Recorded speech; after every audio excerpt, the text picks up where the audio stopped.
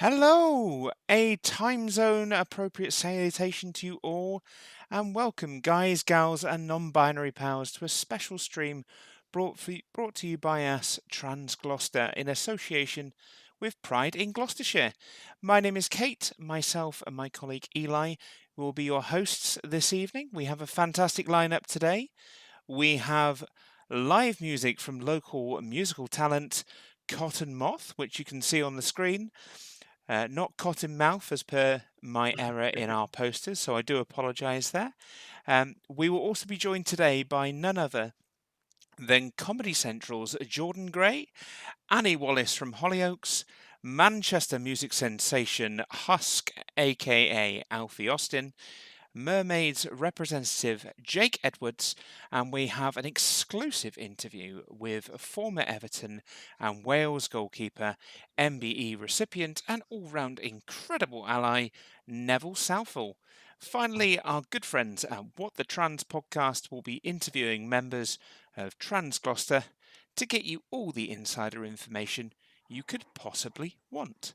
This is a live stream, so we advise caution that adult subjects and language may feature in the content this evening, so please drop some hearts, send positive comments, and welcome Cottonmouth with Mon Sherry Bomb. Hello. Hello. Let's go.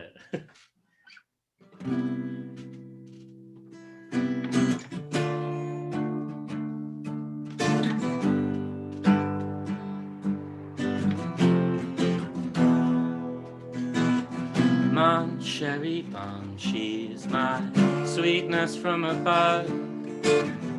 She's like a cruise missile of unrequited love. Mon Sherry Bomb, she drops things on my head. Stay with me in sickness, in health, or until I'm dead. Mon Sherry Bomb, she's got an knife in my hand. She didn't care for the people once a crowd to gather round. Mon Sherry Bomb, she shouts secrets in my ear.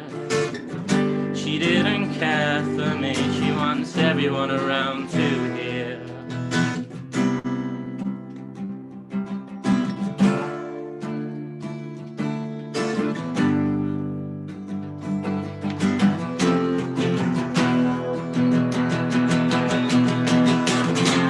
Darling, sweet, oh my mind, you never really said goodbye. I wish I did, monsieur. My cherry bomb lost the pen, but I suppose you never had one from the start, and that's the start, I suppose. My cherry bomb, but at least we had fun. Do I look that dumb, my cherry bomb?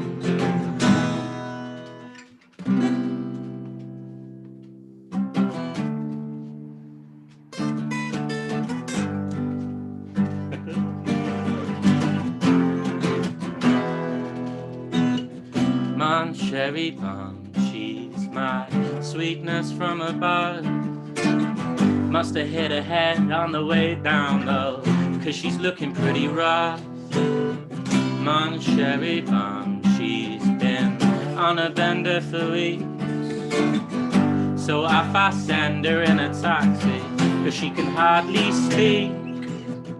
Mon Sherry Bomb, I ain't seen you in a while. It's been a long time since I've seen you frowning. Mon Sherry Bomb, like an unborn baby can. You want everyone around to come and see your crowning.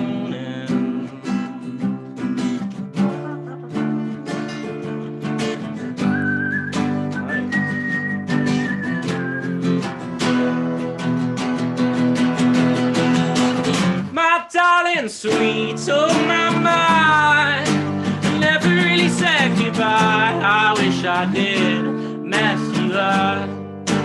My cherry bomb lost lost a pen, but I suppose you never had one from the start, and that's a start, I suppose. My cherry bomb, but at least we had fun. And do I look that dumb? My cherry bomb was the sweetest bomb to go off from the start. Come on. Live. Right. It's live. Thank you. That was awesome. Before we, Awful. I thought you guys were awesome. Before we put you in the waiting room and we put a hold screen on before our next panel, do you want to introduce yourselves and Yeah. tell the world? We are Cottonmouth. My name is Juno, I'm Naomi. and we're a band. And how did you hear of Trans Gloucester? I've been a member for about 2 years. It's been a real good support network for me, meeting lots of people. Kate, of course, I'm going to say you're fantastic. Just great people. It's a really nice support network. And if anyone isn't a part of it, and ally, non-binary, trans, everyone's welcome, and it's a really lovely place. That's awesome. And where can people find more about your music? Do you have any social medias or any kind of accounts anywhere that you want to? We've got Cottonmouth on Instagram and on Facebook. And we've also got a song out on Spotify called All the Time, which we're going to play later tonight. So that's it. We don't do a lot on those pages though, because we haven't really been able to hang out and play music for a while.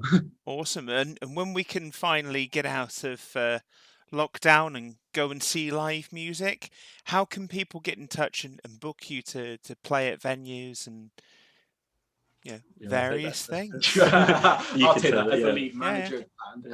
So honestly, hit us up on Instagram or on Facebook. We're always checking them. So yeah. My other account is Laggy Strides if you want to go there, and your account. Well, I'm just Naomi. We're pretty easy to find. Yeah. Amazing. Well, once again, you've been fantastic. We will hear more from you later. I'm going to put a hold screen on now, so we will be back shortly with another panel, and then followed by that, you will have another awesome song from Cottonmouth. So thank you. Can't wait.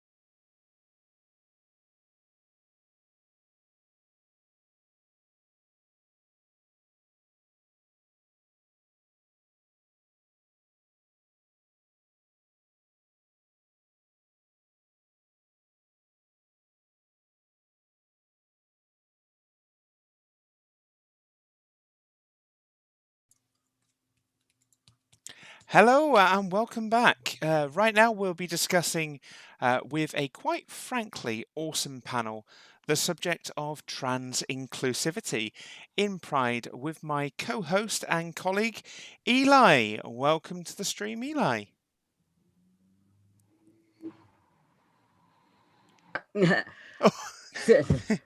Technical difficulties, I'm afraid. Thank you, Kate. And joining us this evening is Comedy Central's Jordan Gray. Oh, hello. Hello. Annie Wallace from Hollyoaks. Hi. Manchester music sensation Husk, also known as Alfie Austin. Hello. And last but certainly not least, Mermaid representative Jake Edwards. Hello. Welcome, everyone, and thank you for agreeing to join us. Excellent. Thanks for having us. On behalf of everyone, you're quite welcome. Yeah. Okay, so we'll just jump right into some questions, if everyone's all right with that. Let's do it. Yeah. So over the years, we've had a number of instances where anti-trans activists have found their way to the front of parades. So we were wondering, what can prides do to prevent this, and what would a good response be to this when measures fail and the unfortunate does indeed happen? I mean, so last year it did actually happen at Manchester Pride, and I was marching behind it. But I mean, the crowd were very much in favour of us marching, and we didn't actually know until afterwards, and we read about it. So it was actually, it wasn't. It was warming in a way to see that all these people were actually like, yes, like let's do this. Like, yeah, you know, we were doing chants, you know, like trans rights and human rights, all that kind of stuff, and they were like, yeah, doing it with us. So actually, I being actually there in that moment, it wasn't necessarily a negative thing, because it kind of, I mean, it showed the anti-trans people that they were definitely in the wrong, and then it showed us that we're definitely in the right. So, yeah. Yeah, it was difficult, and it was shocking. It's one of the reasons I left Manchester Pride this year. I used to be an ambassador, and I resigned publicly recently because I don't believe that they're supporting trans. I don't believe they're walking the walk, as they say. Basically, these people were well organized and nationally organized. They invaded the parade at the very beginning, and then they were politely escorted round half the actual route, not the brief sojourn that Pride actually put out in their press release. In fact, Pride did everything they could to mitigate it. And I know what you're saying there, Alfie, about it, and definitely the public are definitely on our side. I mean, that's you've got to remember, these are cranks, frankly. However, it did give them an hour of walking up, passing out hate speech in form of literature to people all along the street, young, old, gay, straight, whatever. And it gave them a prime publicity.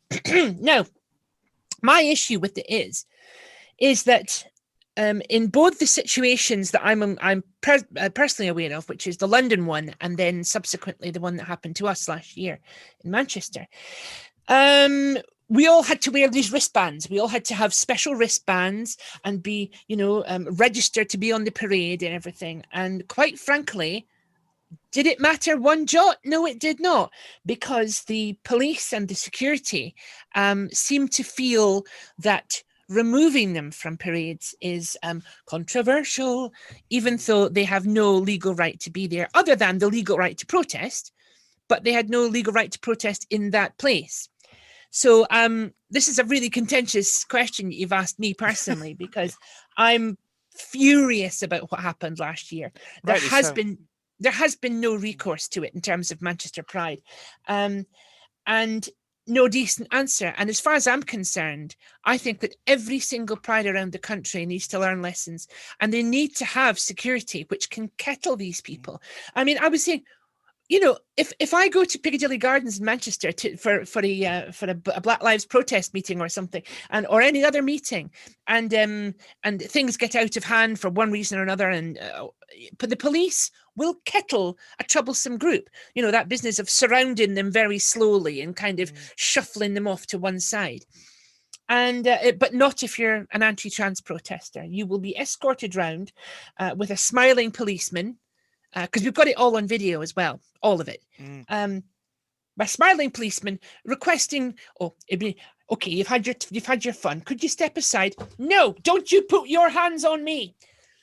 I think we need to be a little bit stronger here. I think we need to accept that these people aren't welcome and they're also offensive. One last thing, when it comes to the protesters, the Christian protesters that we have every year at every Pride, they're usually kind of pushed together in a little location, surrounded by fencing, largely to protect them, I think.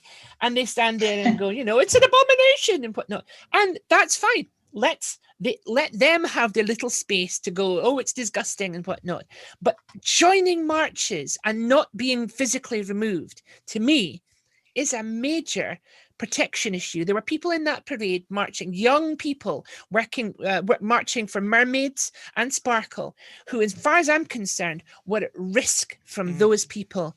And the lack of accountability is one of the reasons why I left Manchester Pride. And I think all prides need to learn a lesson. And more to the point, the police need to be more proactive, because it is literally unacceptable.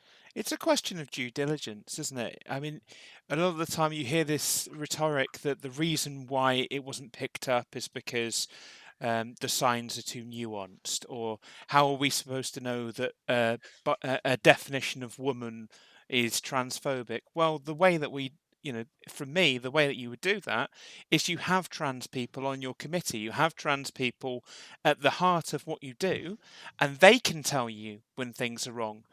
It's that the reason why we have diversity role models in the first place is because they will tell you where the pitfalls are, and you're supposed to take our lead. That's what we're there for. That's why you say that you're an inclusive pride. You can't be inclusive without including us. Yeah, I absolutely. And in the case of Manchester Pride, they have they have no one trans actually on their decision making board. They have a trans. Well, they had a trans trustee, but she stepped down. They've got a new trans ambassador, who some of you might be aware of, Kate O'Donnell.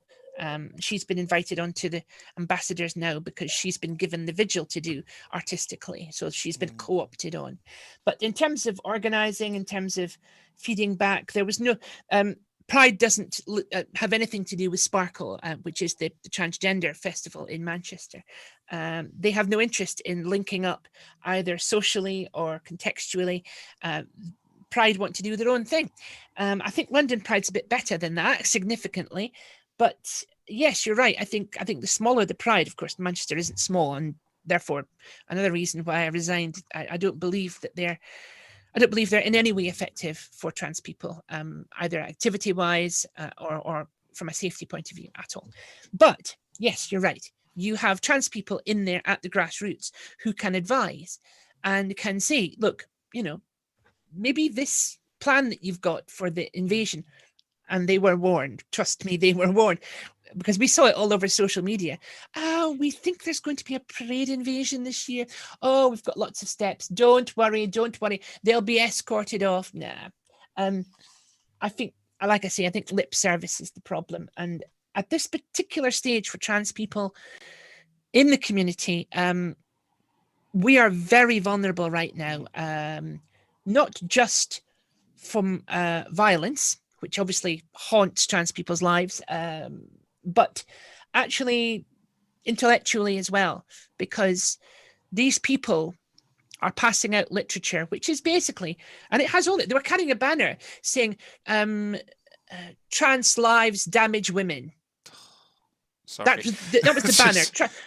Trans lives damage women, and all this. So it's quite blatant. It's not like the I love J.K. Rowling subtlety. It's that level of it. And there was people from England, people from Holland, and a group called Lancashire Resistors, who are quite common, I think, around the Resistors groups. Mm.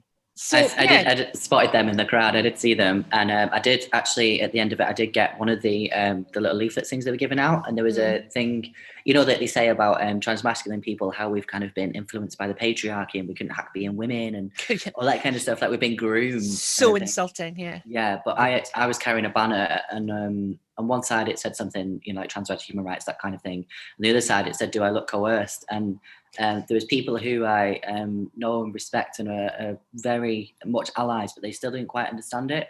But the reality is they did have access to this literature, but then my experience of it and what I was kind of saying, they didn't understand it. No. Yeah, I mean, sorry. Yes, okay. Sorry, go. So, you know, in terms of negativity at Prides, then, like a couple of years ago at the local Pride, I had my 3-year-old at the time on my shoulders, and we were handing out little rainbow flags, and he had a bubble gun in one hand and a whistle around his neck and covered in rainbows, really happy, super cute. And we're handing out these little rainbow flags, and he goes to hand one to a woman on the side, and she just goes, "Demonic abomination, burn in hell." And which, as a parent, before I've even had a chance to say or do anything, my son just goes, "Happy Pride!" blows his whistle really loud and hoses this woman down with his bubble gun. So Holy water bubbles. Yeah. It's like a little gay exorcism. Why not? So, you know, I quite like that way of dealing with hatred. I mean, how have we dealt with things in the past? Well, I've been very fortunate to. Sorry, please go on, Jake. Is it Jake? Yes, Jake. Yeah, go for it. Hey, I think just to kind of tie in with the last bit as well, and to maybe bring a bit of positivity from a personal experience. I know that in the 2018 Pride, London Pride, there was, you know, the bit that was sort of taken over. But then what happened in 2019 Pride, I was actually just watching from the sidelines that year. I wasn't marching, but you know, I remember like the first, it was at least 15 sort of groups marching in London Pride that year were trans or trans led, and it was, you know, G with the T, B with the T, L with the T. Seeing all of that, you know, as a trans person that was that year kind of scared to be at Pride. I was surrounded by all my trans friends, and I was sort of one of those moments where we didn't quite know what came over us. And we all just stood there and cried and held hands. We were like, this is amazing, you know? It really was. And I think, you know, we can sort of forgive in a sense how things like this are dealt with in the moment, because that can be a really, you know, difficult and overwhelming time. But I think what matters a lot is what they do after that, what they do in response, and how they build on it in the future. And for me, I looked at that and I thought, okay, now I know that Pride in London are here for me. They are here to protect my rights, my community, and that was a positive that came out of a really awful experience. So I think, you know, good for London Pride. Awesome. At a sort of mid-sized Pride here in Essex, I've been very fortunate. I've never been in amongst sort of anti-trans sentiment sort of en masse, but I was very unfortunate to experience an individual single stage invader during my performance in one of the Essex Prides. I won't say where it was. But to tie in, I really love your terminology, Annie, of basically, if you let them talk for long enough, you find out they are cranks. I think crank is a wonderfully inoffensive word. There's definitely a religious element to it, but sort of tying in with what you have both said as well, Jake and Alfie, like in that moment, you could just have them escorted off in a sort of a very embarrassing manner, or as like what transpired in our circumstance was that they did kind of, I'm on a piano, so I can't do much if they steal the microphone and run up with it. And you kind of let them, when they've got that little pedestal, it's quite funny just to watch what they decide to do with it. I guess when there's a religious element, because of course it's not a tautology. Some religious people think transgender people are fantastic, and that's lovely. But there is sort of an overlap. And yeah, once that sort of they got there in front of everybody, there wasn't much we had to do to convince everyone that they really didn't need to be there, and they were wasting their platform to have a pop. So yeah, yeah. please, go for it, Annie. Yeah. I know, I think you're absolutely right, Jordan. I think in that particular situation, if they're going to make fools of themselves, then you let them make fools of themselves. Yeah, And got to have a go. there's certainly no shortage of that. Like the incident at Speaker's Corner the other week, where the worst of them, Venice Allen and Posey Parker and the rest of them, who actually stood up to and challenged a Black Lives Matter protest. Yeah. I mean, how out of step with public opinion can you possibly be? And there were Black women standing there, going, "You disgust me. And they were being told, just insulted by the anti-trans lot for being pro-trans.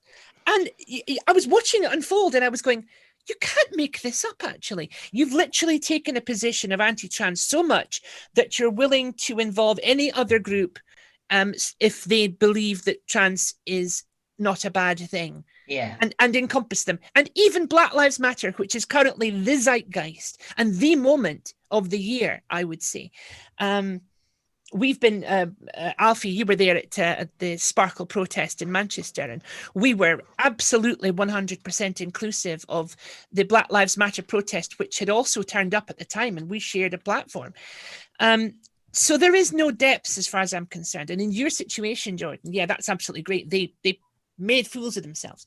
It's more insidious, though, if they're literally walking on a parade, handing out hate literature, and they were coming up to teenagers and going, "Hi, are you a lesbian ally? Are you a lesbian ally? Are you a lesbian ally? Why aren't you a lesbian ally? You've got trans on your t-shirt. Why have you got not a lesbian? You know that you harm lesbians. You're killing lesbians." We've got it on video of everything that they said. This is harmful. It is crank. I love the word too, but it's dangerously harmful, because I think the people standing at the side of the parade didn't quite understand what was going on. They were here to see a pride parade, and it was being led by the most horrendous people, with seemingly no challenge, no problems to it whatsoever. And that's a different situation, I think, to yours, Jordan, where they weren't so much making fools of themselves as actually infiltrating and spreading hatred in a very dangerous manner. Yeah, so that's part of the thing, isn't it? Because there are a lot of children, and I think a lot of Yes. families do take their children to see it, and obviously the child protection aspect is massive. Absolutely. And I think about it on a personal level as well, because I started going to Manchester Pride Parade when I was about 12 years old. And at that stage, I had never really seen a transmasculine person before, and it actually took me quite a few years to then realise that's kind of what was happening with me.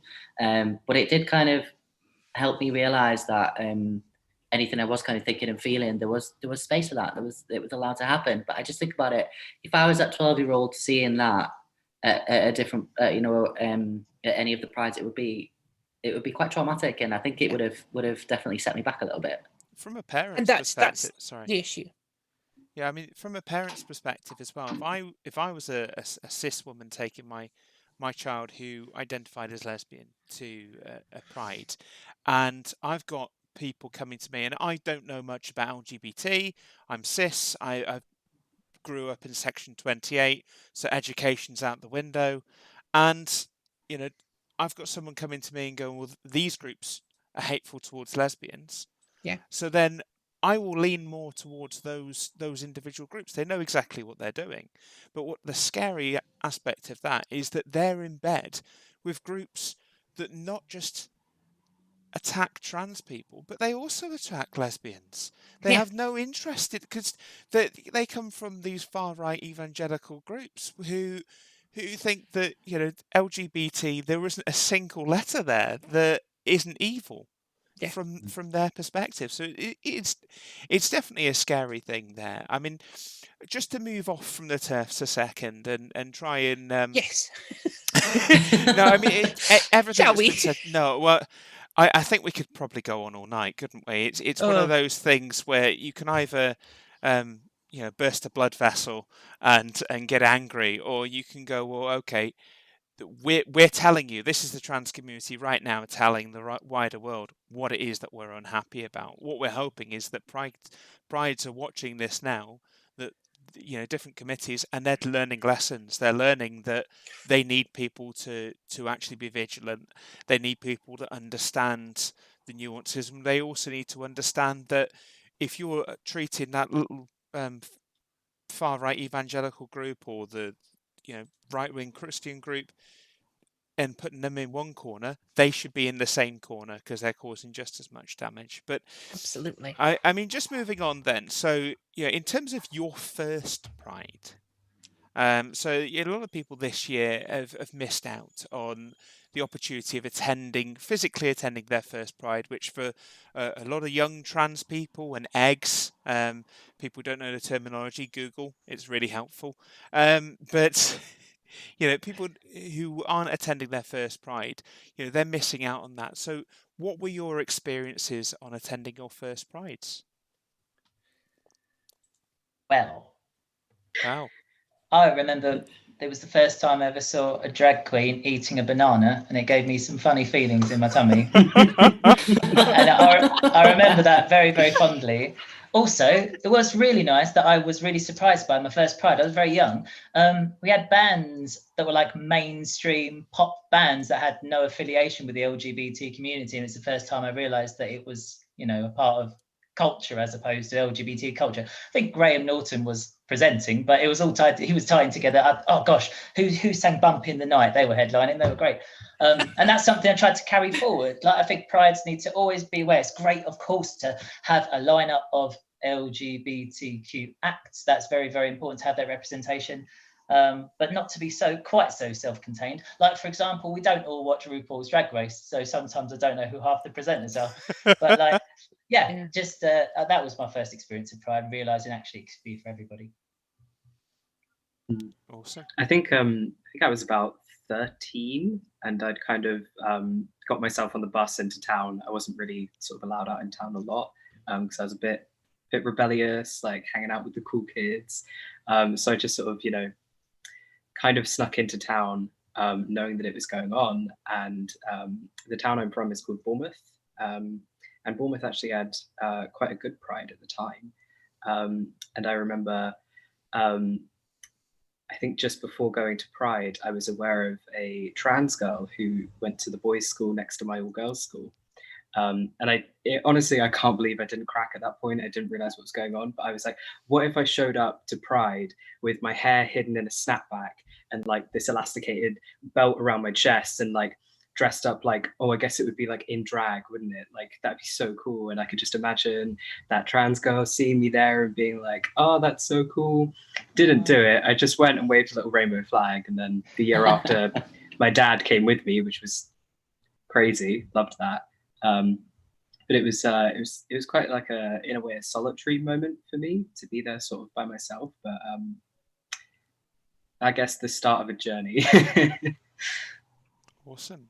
How about you, Eli? What was your first Pride like?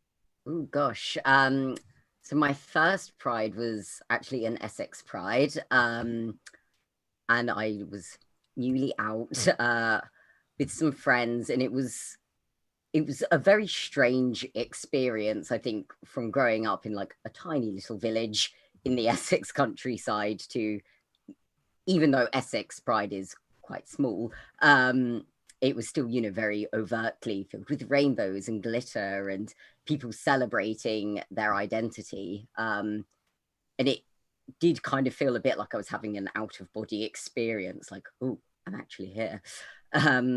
So yeah, it was really affirming, I think, to see it so close to home, not having to travel into London or Brighton to see this kind of representation and community.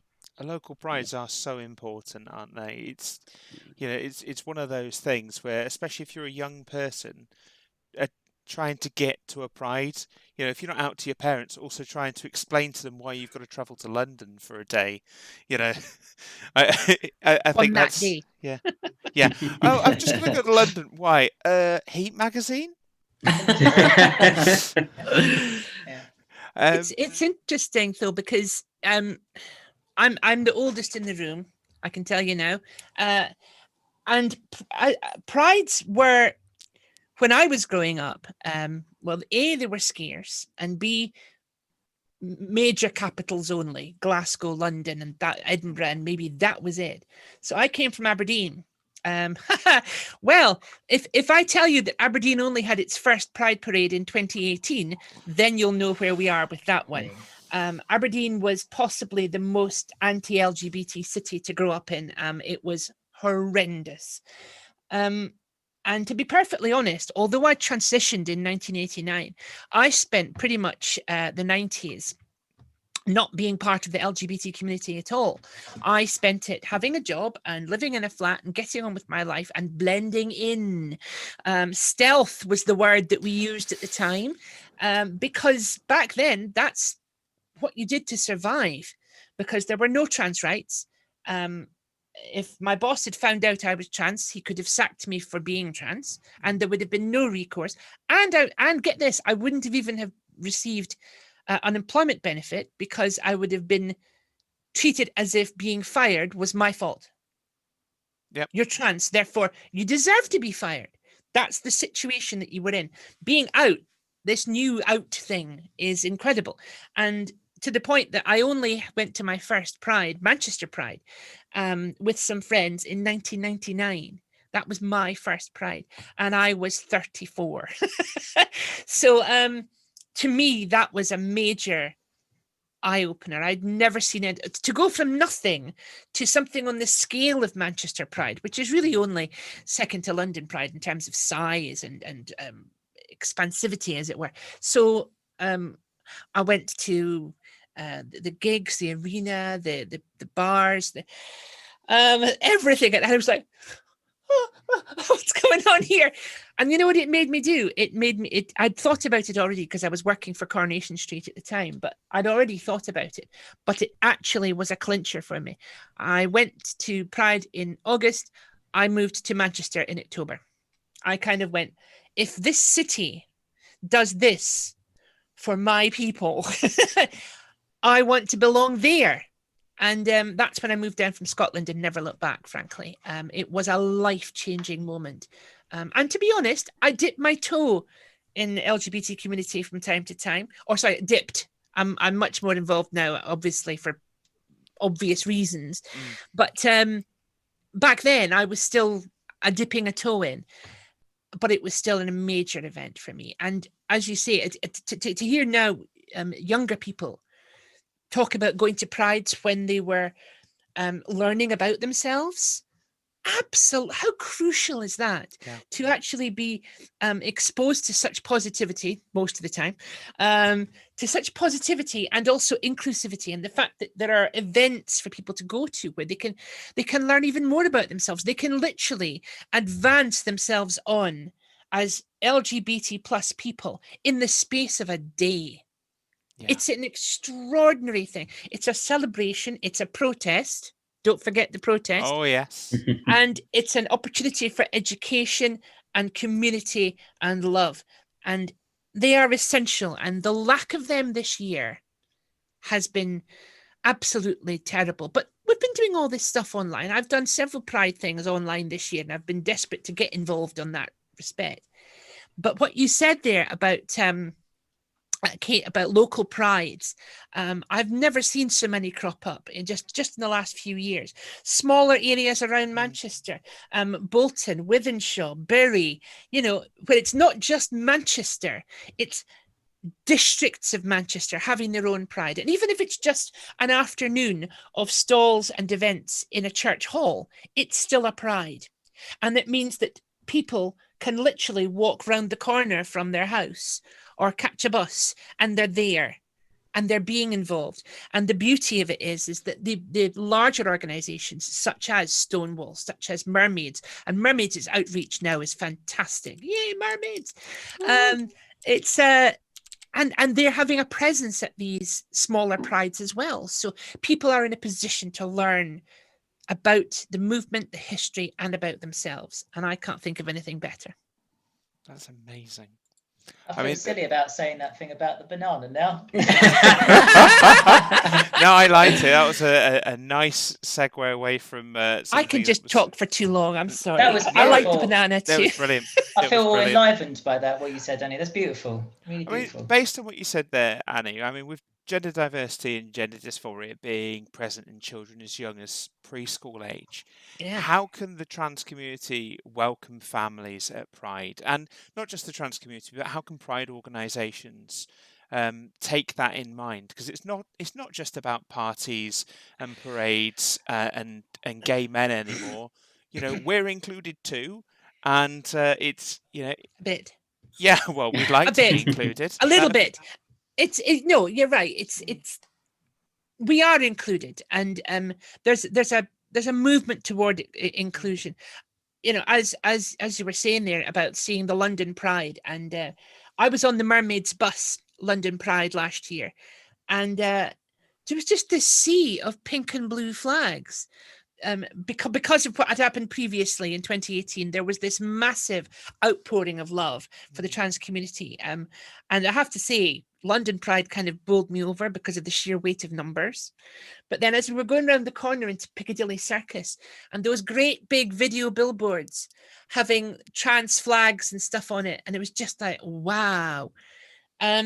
I'm being sidetracked again. I've forgotten what was being said.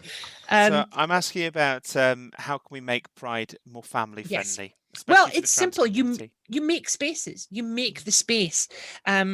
It's really easy for bars and venues to put on entertainment, which there's let's face it, there's a lot of drag in Pride, and a lot Yes. of people embrace drag and embrace the art of drag, and that's great.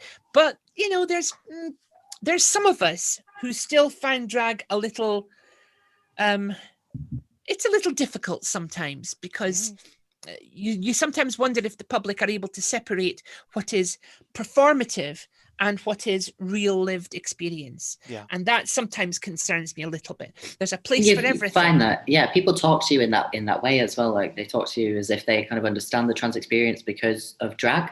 Yeah. And it can be quite difficult to kind of, as a performer in particular, as well, quite difficult to kind of openly talk to people and educate them in a way where it doesn't alienate them and doesn't make you feel awful. Yeah, because I have no interest in putting down drag, and certainly some of the modern drag, I would say, which is extremely creative and is about creating costumes and isn't just about putting on a dress and talking about the mother-in-law, which was the old style drag. That's easy to put on. It's easy to stage because it's there. It's already part of the community. But when it comes to including trans people, you kind of have to make a space, and you have to say, okay, these are the trans events that are happening. Draw attention to them. Even have a trans area, or especially a trans youth area would be fantastic. And Mermaids have been lucky enough to have some trans youth tents where they've been able to, literally, the trans kids have been able to go and play with other trans kids and do what kids do. Color things in and play with things, and not have politics necessarily rammed down their throat all the time. Yeah. In the way that family zones and women's zones have been around for a long time, trans zones are. I don't like ghettoization by that's what I was gonna say. I don't like it, but on the other hand, if you don't provide it, I don't believe it could automatically be there. No. Because as you say, it is largely controlled by. Sorry to use a stereotype, but it is largely organized and controlled by white cisgender gay men. I mean, the vast majority of prides are organized and run by those people, and a lot of them are extremely proactive LGBT plus trans friendly people who are doing their best to advance our causes amongst the entire community. But unless you provide the spaces as well as the inclusion, I think that by the nature of it, it may not be as involving as it could be.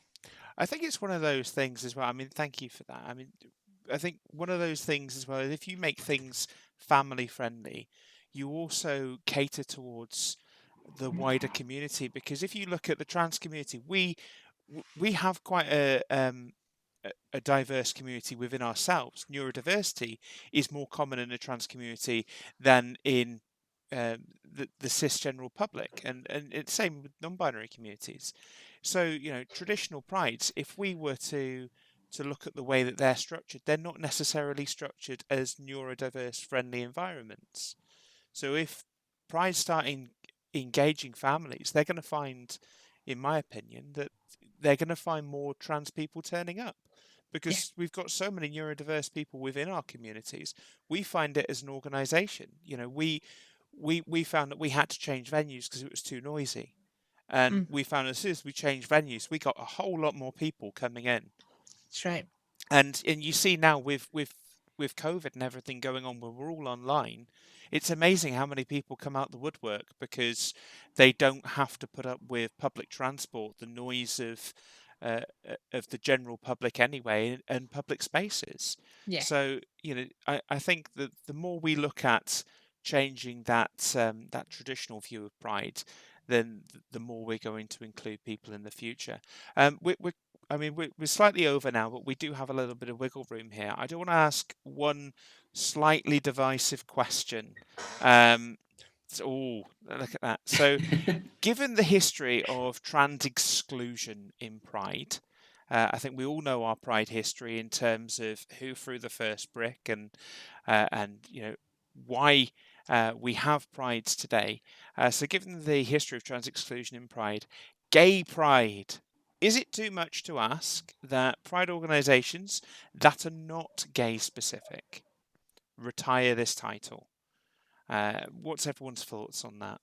This is something that I've been thinking about for such a long time. And it's not just for pride. It's the word gay in general being used as an umbrella term for the entire community is something we see across the board. But it's not just the word gay for me. It's single sex is something that I'm seeing. And not only is this, you know, not inclusive for people who are intersex and also for non-binary people and just different types of bodies in general. It's really annoying. It's so annoying because people will talk about, you know, our rights as a community, you know, equality, true equality in the eyes of the law. And they say, oh, you know, we're not quite there yet with one or two things, but at least we've got marriage. No, it's this single sex thing to me. We have single sex marriage, but then they'll often say, oh, you know, we've got equal marriage. It's single sex marriage. That's right. Well, and it doesn't include trans people. Trans people do not have marriage equality. I, as a non-binary person, do not have marriage equality. So when we see all this terminology that is generalizing us, and especially the word gay, it sort of it takes away from our individuality, and also, I don't know, I just think it's so easy. It's easy for people. It's easy for companies. You know, it's one syllable. It's a really short word. Oh, gay pride. And it sounds fun and it sounds nice. It sounds flamboyant and it sounds like it's covered in glitter and rainbows. And that's why it's kind of attractive to those people because they can understand gay. But then when you have to go into the politics of, oh, am I allowed to use the word queer? How many letters are there again? Like, is it LGBT, LGBTQ? Is there a plus? I don't really know where the plus goes. Are there extra letters? I don't know. It's too much energy for people to fully understand, to take a moment to sit and read for like 5 minutes and actually fully understand all the letters under the umbrella. So they're like, okay, that works.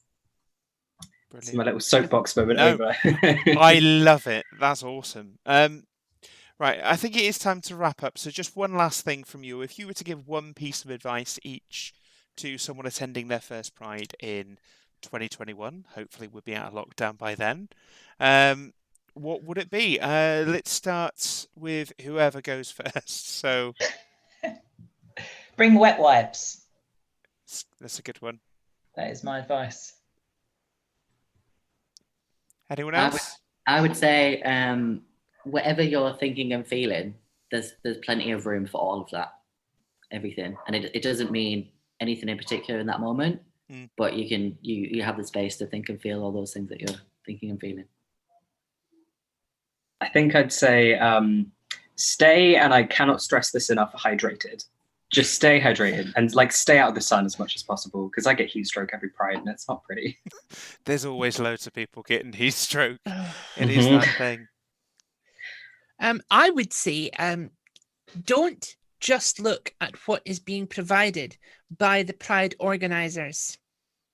Look online at what is being provided by the trans groups or by the individual groups which are doing satellite events. There's so many satellite events happening at clubs and pubs and community centres and street parties that are being hosted by independents that may actually offer as much or more than the official things. I'm saying this specifically against Manchester Pride. I'm not making it my job to slag them off in every context now, but I resigned from as ambassador so that I can criticize them. I want them to be better. Manchester Pride changed my life. It really did, as I've explained earlier. I want them to be better. Look at what else is going on, and you'll probably find something which is unique and may fit you better than what is being provided to you a la carte. Amazing. Eli? Ooh, I'd say go with a friend if possible. Because especially for your first Pride, it can be really overwhelming. And it's nice to have someone there that you know and that can ground you. I think going on from that, maybe have somewhere to go afterwards. So don't, if you've got a friend who's out, stay at theirs for the night, because there's a couple of things that you're not going to be able to hide from people if you're not out. One of them is how you feel afterwards, because you're going to be unpacking that thing for days. And the next one is glitter, because we all know glitter, it doesn't matter how many showers you have, you're going to find glitter in some crack or crevice in the next few weeks going on. It doesn't even matter if you don't wear it yourself, you will still end up with it on you. It will still be there. It's one of the best analogies down of my COVID I've ever seen. It's like explain to the LGBT community about COVID. Have you ever been to Pride? Yeah. You ever been not wearing glitter? Yeah. Were you wearing glitter when you left? Good point. Yeah. So But on also that, trans prides, which started, I think Brighton was the first trans pride, I think, and now trans prides are becoming a thing where literally it's not just about LGBT plus, it's literally about the T, and sometimes caters much more specifically and a lot more for younger people as well, people who are emerging, as it were.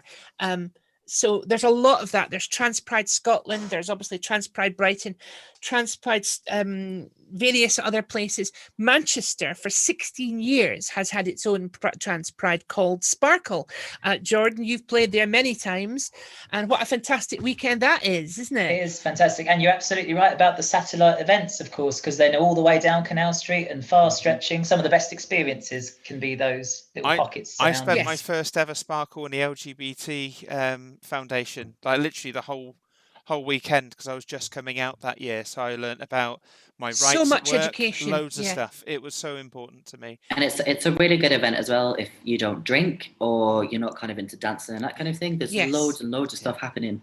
Absolutely. Yeah, it's not just based around the hedonistic thing. There's a bit of that, but it's not just.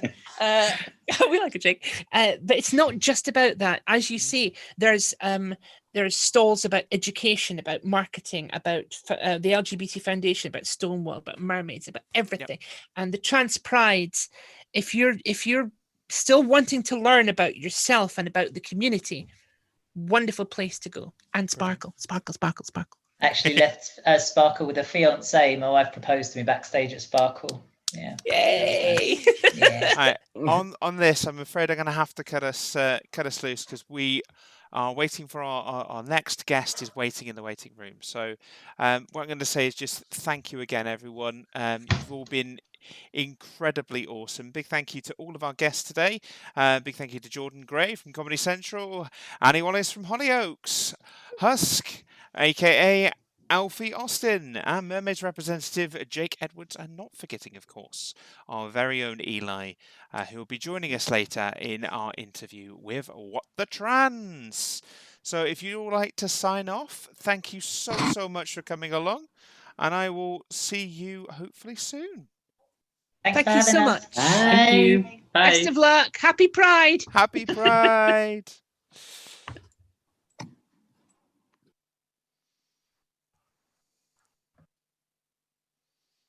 Brilliant. Okay, so I'm just going to bring our next guest in. So coming up next, we will have more music from Cottonmouth, followed by an exclusive interview with Neville Southall. So bear me one moment. I'm just going to put us on a hold screen, and I'll be with you shortly.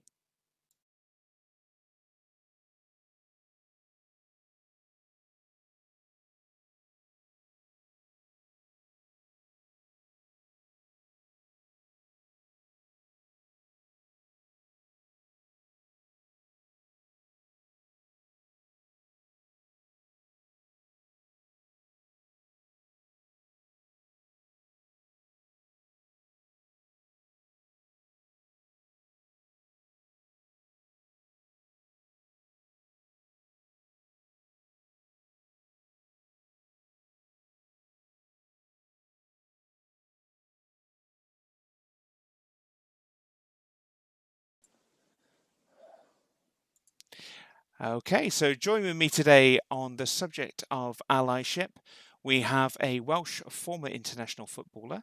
He's been described as one of the best goalkeepers of this generation and currently known for his incredible support to those who desperately need it, such as recovering addicts, sex workers, religious minorities, and of course the trans community, as well as many, many others.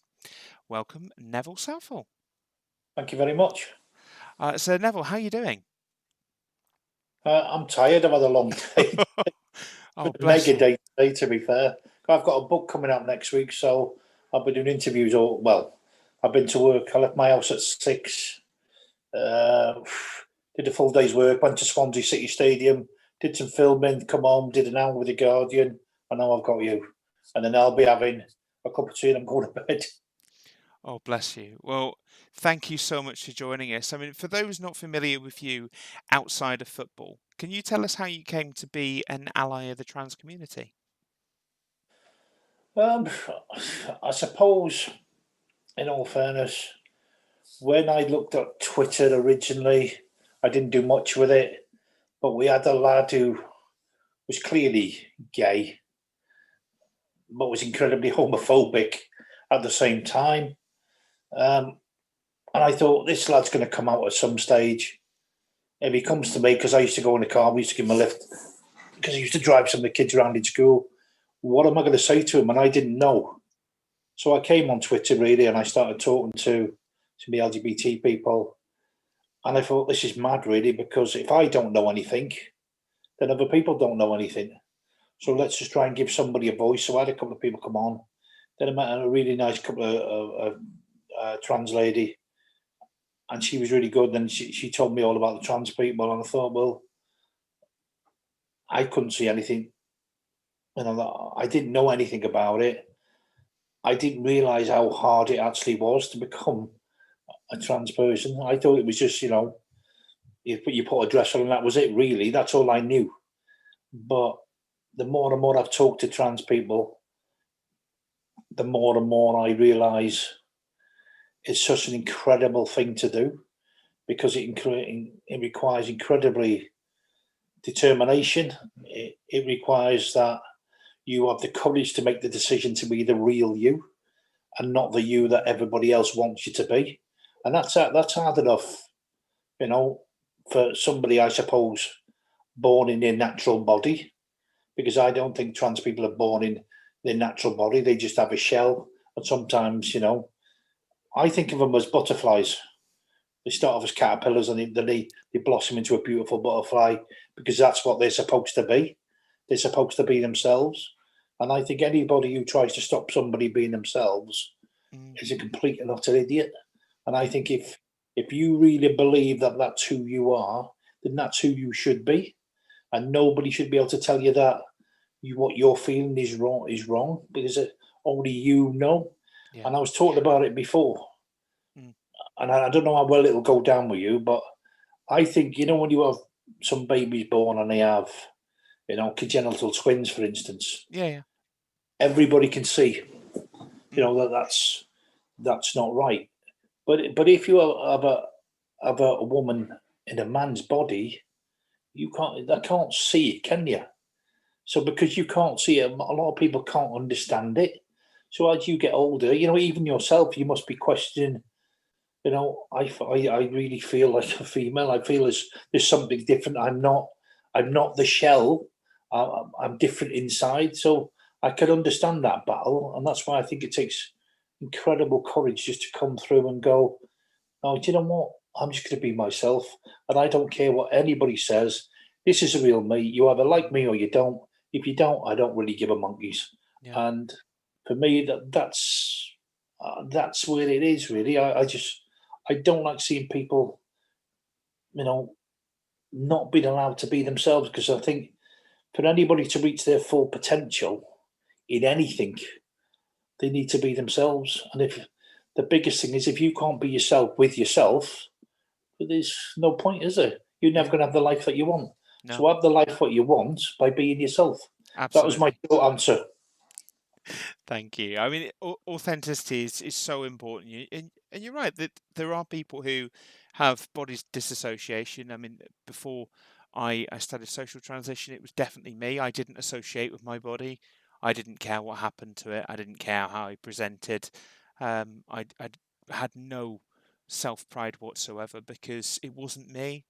So you're absolutely spot on there in a lot of respects for a lot of different people. But um, for based on your Twitter and some of the messages that we exchanged earlier today, and I apologise if it's still a raw subject, but you've been targeted before by various groups and organisations who dislike your stance on trans rights and your stance with the trans community.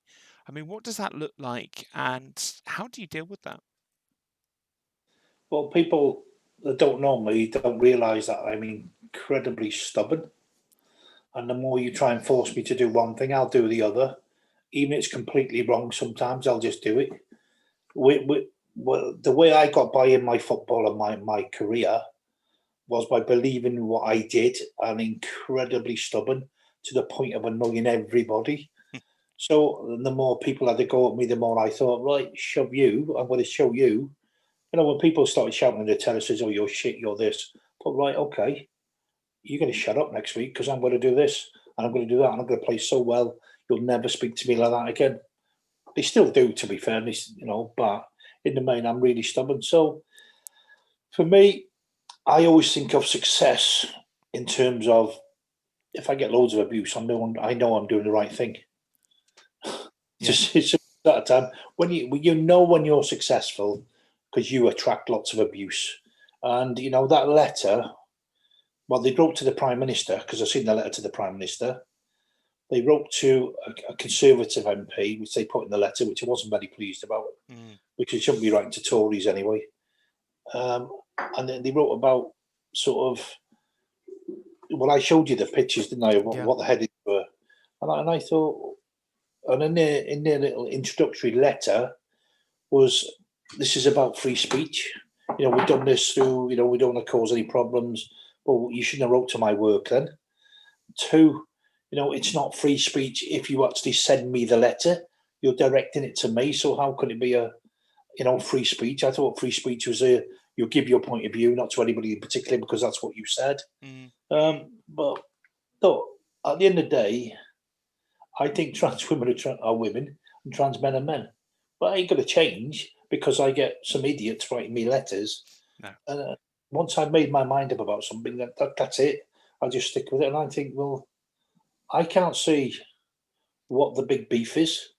The only thing I've discovered is that people obsessed, and I mean obsessed, with toilet behaviour. Is that every trans woman that goes into a women's toilet is going to pounce on the first available woman. Yeah. And that's it. I just want to pee. I'll be honest. I want to pee. I mean, half the time I've got my son with me anyway. Not so much now because he's 5, but it's you kind of want to get in and you want a chance to have a pee before he opens the door and exposes you to the world. But that's pretty much it. Wash your hands, check your makeup, get out the door. I mean, I walk into the toilets and I'm petrified most of the time because not because I think that someone will point out that I'm trans, but because someone will take it upon themselves to do something about it and remove me from those toilets or cause me harm. So But I don't. it's I'm yeah, wrong. I mean, I don't frequent the ladies' toilets an awful lot. yeah. But there's no urinals, is there? It's No, just cubicles. So I don't see the issue at all. You know, I don't know whether they think every trans person is a closet rapist, or they're just so lacking in knowledge, and they're so scared that they don't know what to do. And I think part of it does come down to what is the truth. mm, And when some of these former sports stars say stuff, and they say, well, the science says this and the science says that, and then all the trans people go, yeah, but this is what it is, and people go, well, we don't know what to believe. And I think education is the only way we're going to ever solve it. And I think if we have a government with a spine and some MPs who've got some spine and say, well, let's have a look at this situation and let's get it out in the open, if you like, and talk about it properly so that we have a clear, definitive answer. Because it is a big issue in sport, and it's going to become a bigger issue over the years as more and more trans people do sport. So it's going to be an issue. So I'd rather, we talk about it now. And I do think there's a generational thing as well, is that if you're over a certain age, then you shouldn't be talking about stuff like that. And that letter sort of sprung to mind that a Victorian age where they all just had sex on a Sunday morning with the curtain shut. And that was it. And that nobody talked about it in between. And that the wife was doing the washing up and all that sort of stuff. The fella went out to work, and the women talk about fluffy kittens, and the fellas talk about politics, and everyone goes home then, and nobody talks about it. Well, what I would say is that every kid in our school that I know, when that lad came out, was fantastic. Nobody had to go with that lad for coming out as gay because they already knew. And he was clever because he came out on Facebook to the biggest gossipy girl in the whole school. So by the time he got in the morning, everybody knew. And there was only one comment that said, "Can I call him princess?" And to which he said, "You can call me what you like." But I think the Good for kids are him. much more accepting than a certain section of society. Mm. And a certain section of society seems to be middle to old age women who don't have a clue about anything. Yeah. In our last panel, we heard of people as young as 13 go into their first prides, and there's a big difference from like the last 20 years. The fact that Section 28 was over in the last 15 years, and it's a case of, well, people are more free to speak about things, and people are learning things, and kids are more aware. TV shows that there's more Yeah. representation than ever. I mean, you're a big ally to the trans community, and to, as we said at the beginning, to many other minority groups. So, to those watching who would like to be more of an effective ally, what advice would you give them, Nev? I think it's difficult. I think for me, it's you've got to follow what you believe is right. Mm, I mean, on that letter again today, there was a bit about, and they take pride in themselves. Well, obviously, because if you don't believe in yourself and you don't believe who you really are, how can you take any pride in yourself? mm, What he really meant was that, or they really meant was that pride shouldn't take place because it's a sin, yeah. and it's the most ridiculous comment I've heard. I think if you want to be a good trans ally, you just wherever you see an injustice, you say something about it. Wherever you see something wrong, you say about it. And every now and again, I think it's nice to tweet or put something out there that is really to show that you're pro trans. Mm, Because I think sometimes when I look at some of the battles that you have and some of the people that have a go at you, I honestly, and I'll say this, I honestly cannot see what the problem is. no. because you are you. And if I look at you, I don't go, I hope you don't come in my toilet because that's going to be a nightmare for me. I just go, well, you're you. Why do I have to do everything? And what is the problem with you being you? You don't affect me. You don't come round my house and threaten me. You don't do any of them things that really bother me at all. No. So why should I be worried about what you do? You don't come knocking on my door and saying to me, you can't live your life like that. So what's the difference? I can't, for the life of me, I can't get my head round it. Is that why would people want to stop you being who you are? Yeah. And then the bottom line is I get really angry. I mean, I've got a fella in work, to be fair, and we have an argument, and there's people outside of work who one's closely connected with a church, and he thinks it's a sin, and he thinks that, you've got to bow to Jesus and at the end, and then you'll be okay. And I said, no, surely God's got to love everybody because he made them in their own image, and he must accept trans people because he's all loving. And at the end, it won't make a difference because they're just normal people. No, you've got to come to Jesus. I said, well, if he lives a life or she lives a life and they're really, really good, what difference does it make? Yeah.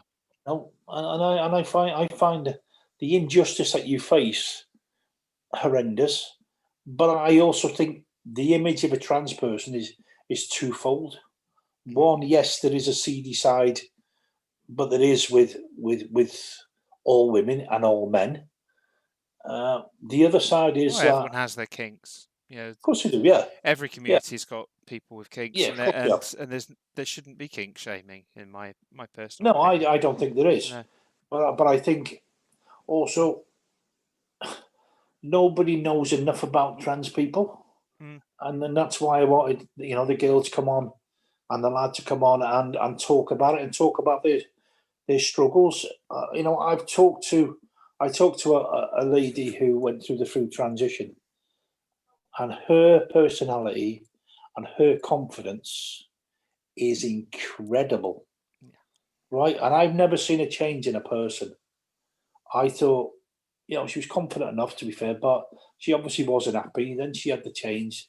She looked fantastic, to be fair.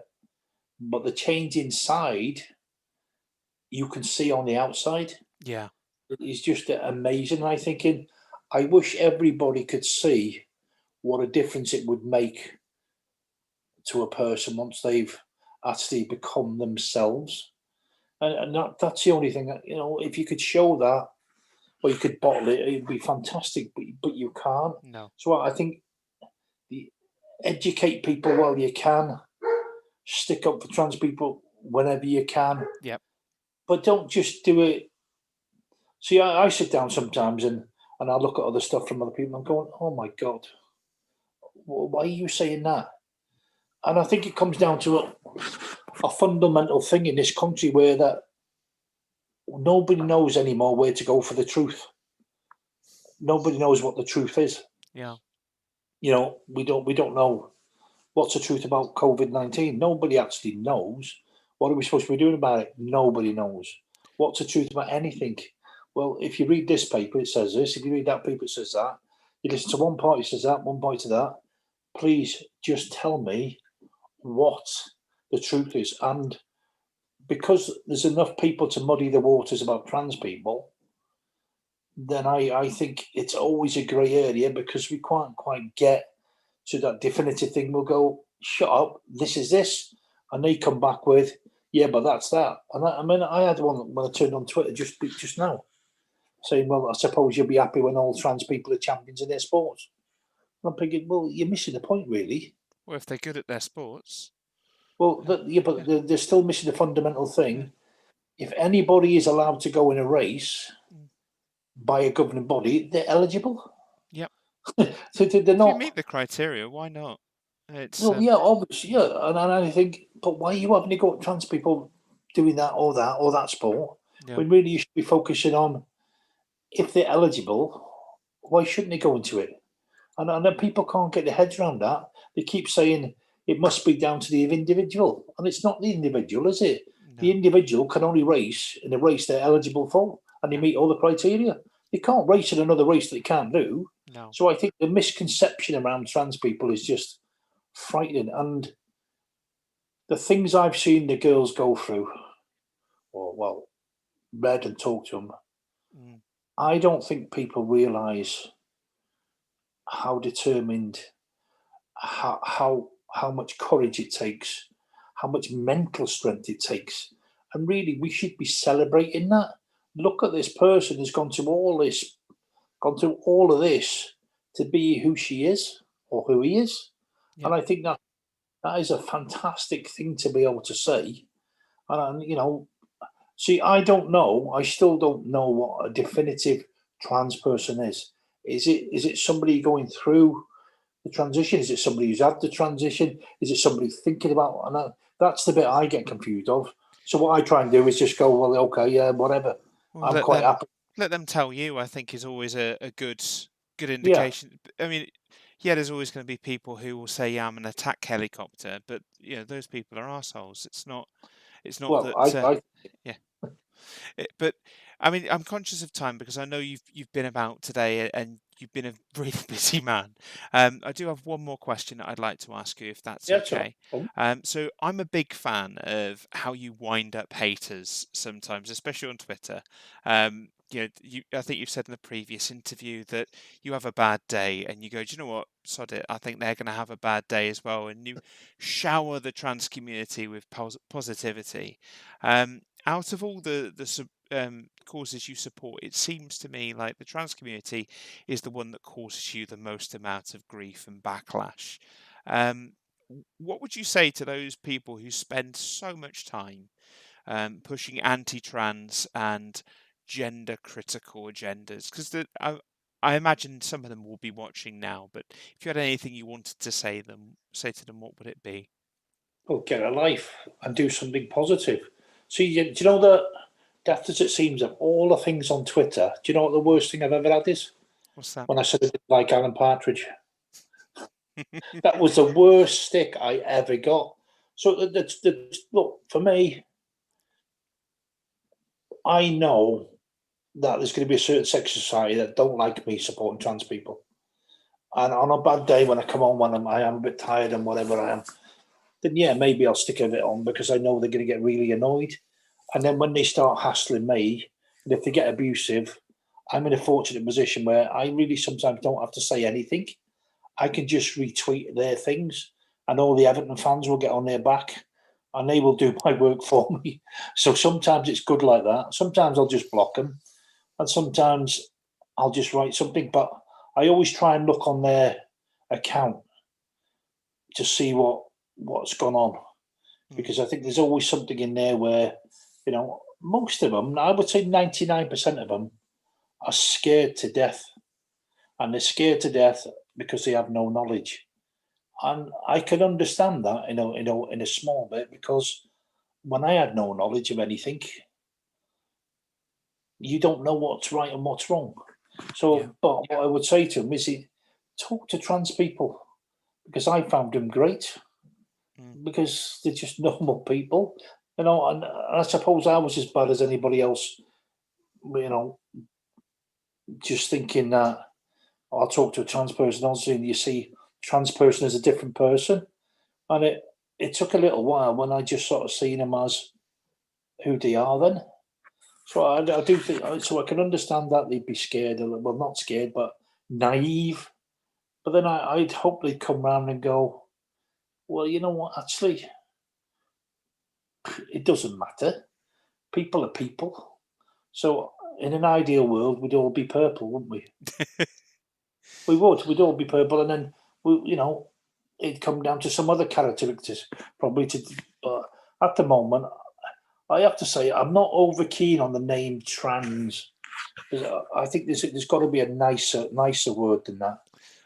Well, it's an umbrella term used by a lot of people. It's I think with the trans community as it is, we have a history. We have lots of different names that have been used for us throughout history, and there are people that use all of those different labels. So we use an umbrella term, and transgender itself is a specific term for I just think Yeah. it sounds harsh. Mm. I think there's got to be a nicer word, because to me it's about people. Mm. So it just seems trans seems. I know it describes the thing, but it just seems quite harsher words on such nice people, if you like. And I'm thinking, when you read it, transgender, you think, well, is it quite a harsh word? Surely there's got to be. Maybe we should just call them all butterflies, or something along the way. It's a softer thing where it's not as abrasive. And I find trans quite abrasive at times. It doesn't describe the people; it describes a process, not the people. And the people are totally different to the words. And I think that's why I find it difficult. Mm. When you say butterfly, you can also see a butterfly in your mind. Yeah. When you say transgender, you're thinking, well, there's no image in your mind, is there? There might be in yours, but there's not in mine. Mm. And I think it's more scientific than it is personal. And I'd like to see something more personal. Well, it's You all know, about centering the people, isn't it? And I think that's a wonderful sentiment. Is it? We are a community and we are people, and it's focusing on the people rather than how they got there, really, and accepting them for who they are. But I've got one question for you. yeah, please. So you keep telling me, like, well, what's it like to be an ally? Mm. I want to know what more an ally could do to help. Well, it's interesting because as allies go, I would say you're one of the better allies out there by a long chalk. You use your platform. You have that Twitter. You got 124,000 followers. It's it's a ridiculous amount of people to be able to platform out, and you've handed that over to trans people a number of times, and you've got that out there, and you champion trans rights. You stand up for people when when these things happen, and even when they don't. But I think the other thing, a good ally always knows when to learn. So, you could be congratulated 100 times for being an amazing trans ally. I think if someone were to then turn around and say, "Well, okay, do you realise the terminology you're using could be seen as offensive?" Okay, you could get pissed off with that and walk away and go, "Oh, well, I do all the good." Or you could go, "Well, actually, I'm telling people to listen to trans people. As a good ally, I need to carry on learning because even as a trans person, I don't know everything. When I first started my social transition, people expected me to know all the answers. I didn't. I was just as clueless as they were. It wasn't until years in where I've met lots of different people, had lots of different experience that I learned more. But still, as a trans person, I'm always learning. And as a good ally is always willing to learn, I think, is from me. The Does other that thing I was going to answer? say, yeah, it does. The other thing I was going to say to you Mm. is that what I wanted to do was to have a night per week for whatever, maybe a Sunday night or whatever, where it was a trans night all the time, if that's the right word, Mm. that they wouldn't come on and say, well, I wanted to show the people the practicalities of it. And what I mean by the practicalities is of, well, I'm transgendering from obviously male to female. So what do we do about shoes? How do I actually, where do I go to buy this stuff? How do I actually get a dress size? How do I get tops? How do like, and the other way about? What do I have to do to do it from female to male? What are the practical steps? Because I have a few people who DM me occasionally and say, well, you know, Mm. I'm doing this, but I don't know where to get dresses. I don't know where to get this, and I'm going, right, okay.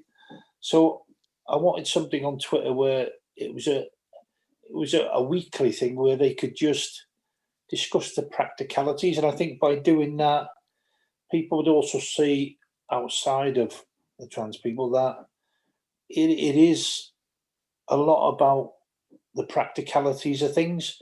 Yes, you've got the whole big thing going on, But within the big thing, you must have, where you get your shoes, where you get your clothes, how you do that. What does it entail? I suspect it's electrolysis is a lot of stuff you have to go through, which really hurts. I know all about And that. it's not on the NHS. Well, there's a little bit on the NHS, but it's But also it's certainly expensive. talk about funding opportunities, what's on the NHS and stuff like that. But I can't find anybody to do it. So if you know anybody that will do that, I'd be quite happy to give my Sunday nights over to that for sure. Well, I will be more than happy to chat with you, at another time, and we can certainly sort something out between us. I can definitely put you in touch with some like-minded people, Nev. But I just want to say you've been an absolute star. You've been really candid, you've been honest, and bless you, you must be knackered because I know you've been driving around all day and you've just got off a Zoom before this one. So is there I thought this was important to do, to be fair. Yeah. Well, we appreciate it. Is there anything else you want to say before we move on to the next section? I think, if I'm honest, you can only be who you are. And it's really difficult at times, the situations people find themselves in. But if you are in a situation where you're afraid of upsetting somebody else, you're afraid they're upsetting anybody else, or it causing problems, or you think you're gonna lose your family or whatever, I think you've just got to be open and honest. And above all, I think to live your life the way you want it is a remarkable thing. And that's why, in a way, I really admire the trans community, because they're doing exactly that. And it's a massive statement, if you like, because if I did that, I don't think anybody would notice. But because you've gone through what you've gone through, that's a hell of a statement to make to people. This is me. This is the real me. And I'm going to live my life the way I want to live it, because this is who I am. And I think that's a massive statement to make for anybody. And if I was a trans people, I'd be incredibly proud of just being who you are. That's amazing. Thank you so much, Nev. It has been an absolute pleasure. I will let you get off and have a lovely evening. Thank you, and you. Oh, Take care. Thank you again. All right, bye. Neville Southall, everyone. We're going to take a little break, and then we will be joined again by local music sensation Cotton Moth. I will say goodbye for next 10 minutes, and I'll be back shortly.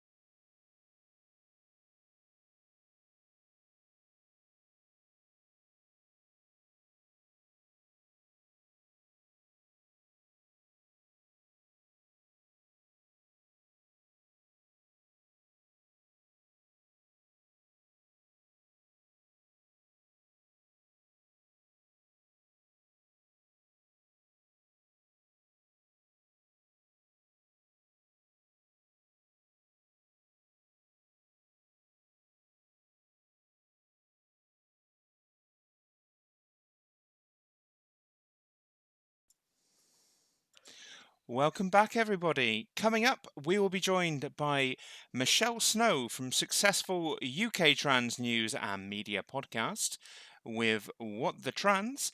But for now, please welcome back Cottonmouth with their next track for this evening. Is it Black Tar? It is Black Yeah, Tar. Black Tar. Go ahead. Okay, you ready?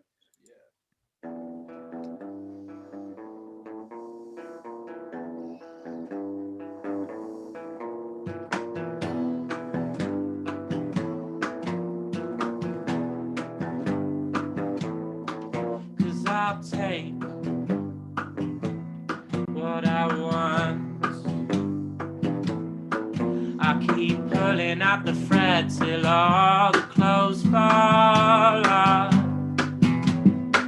And I'll take what I can have. I keep running even though I know I'm never gonna get there. And you give me what I need. If I keep going this way, well, you can call me disease. And you give whilst I keep taking. I don't know what to do in this mess I can't help making.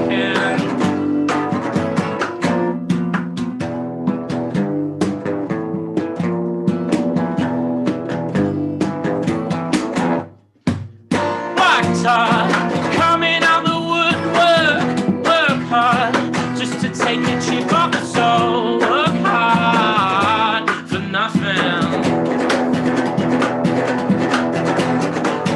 Looks worse than it ever did last night. I'm not gonna do this or put up a fire, cause I'm tired and covered in dirt.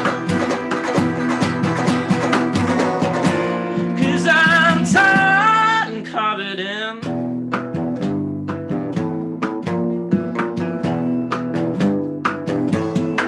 Cause I burn all I own. And you can't tell me that I can, cause I'm not a fan of the tone. And I burn all I got. And then I'll dance in the flames and pretend like it's not hot. Cause you give me what I need. If I keep going this way, well, you can call me a disease. Cause you give oh, what I keep taking. I don't know what to do in this mess I can't help making. Oh, well, now I'm shaking.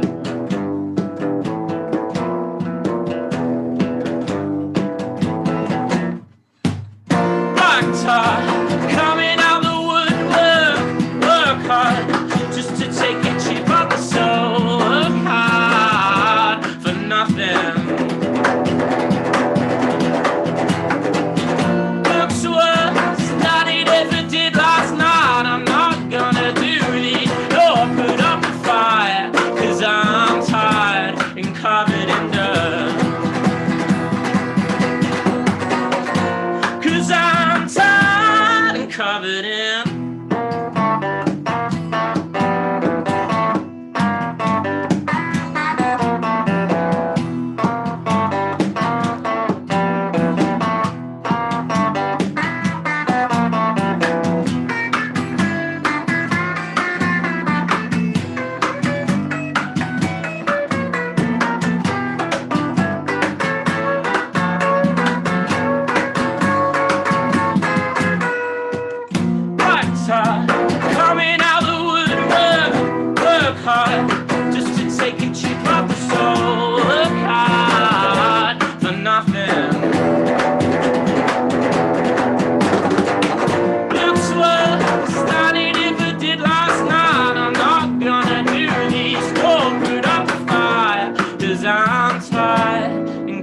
covered in dust.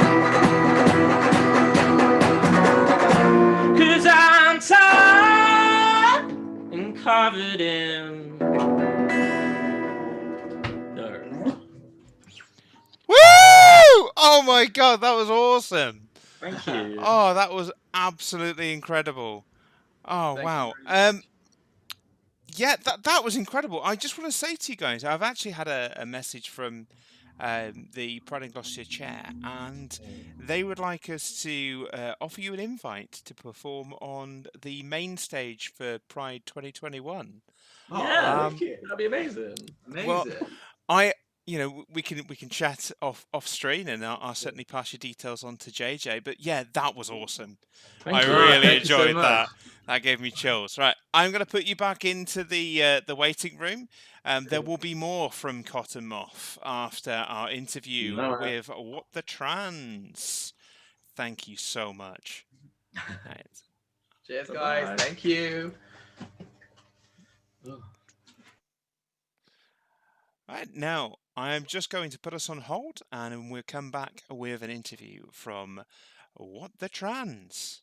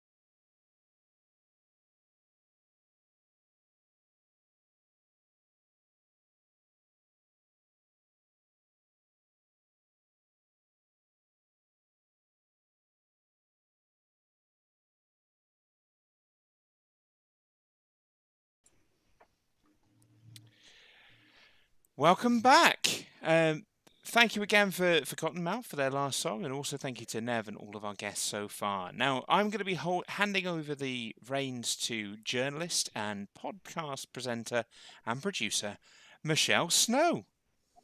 Hello, I'm Michelle Snow. I'm from What the Trans, a thing you can get wherever you do the podcast thing.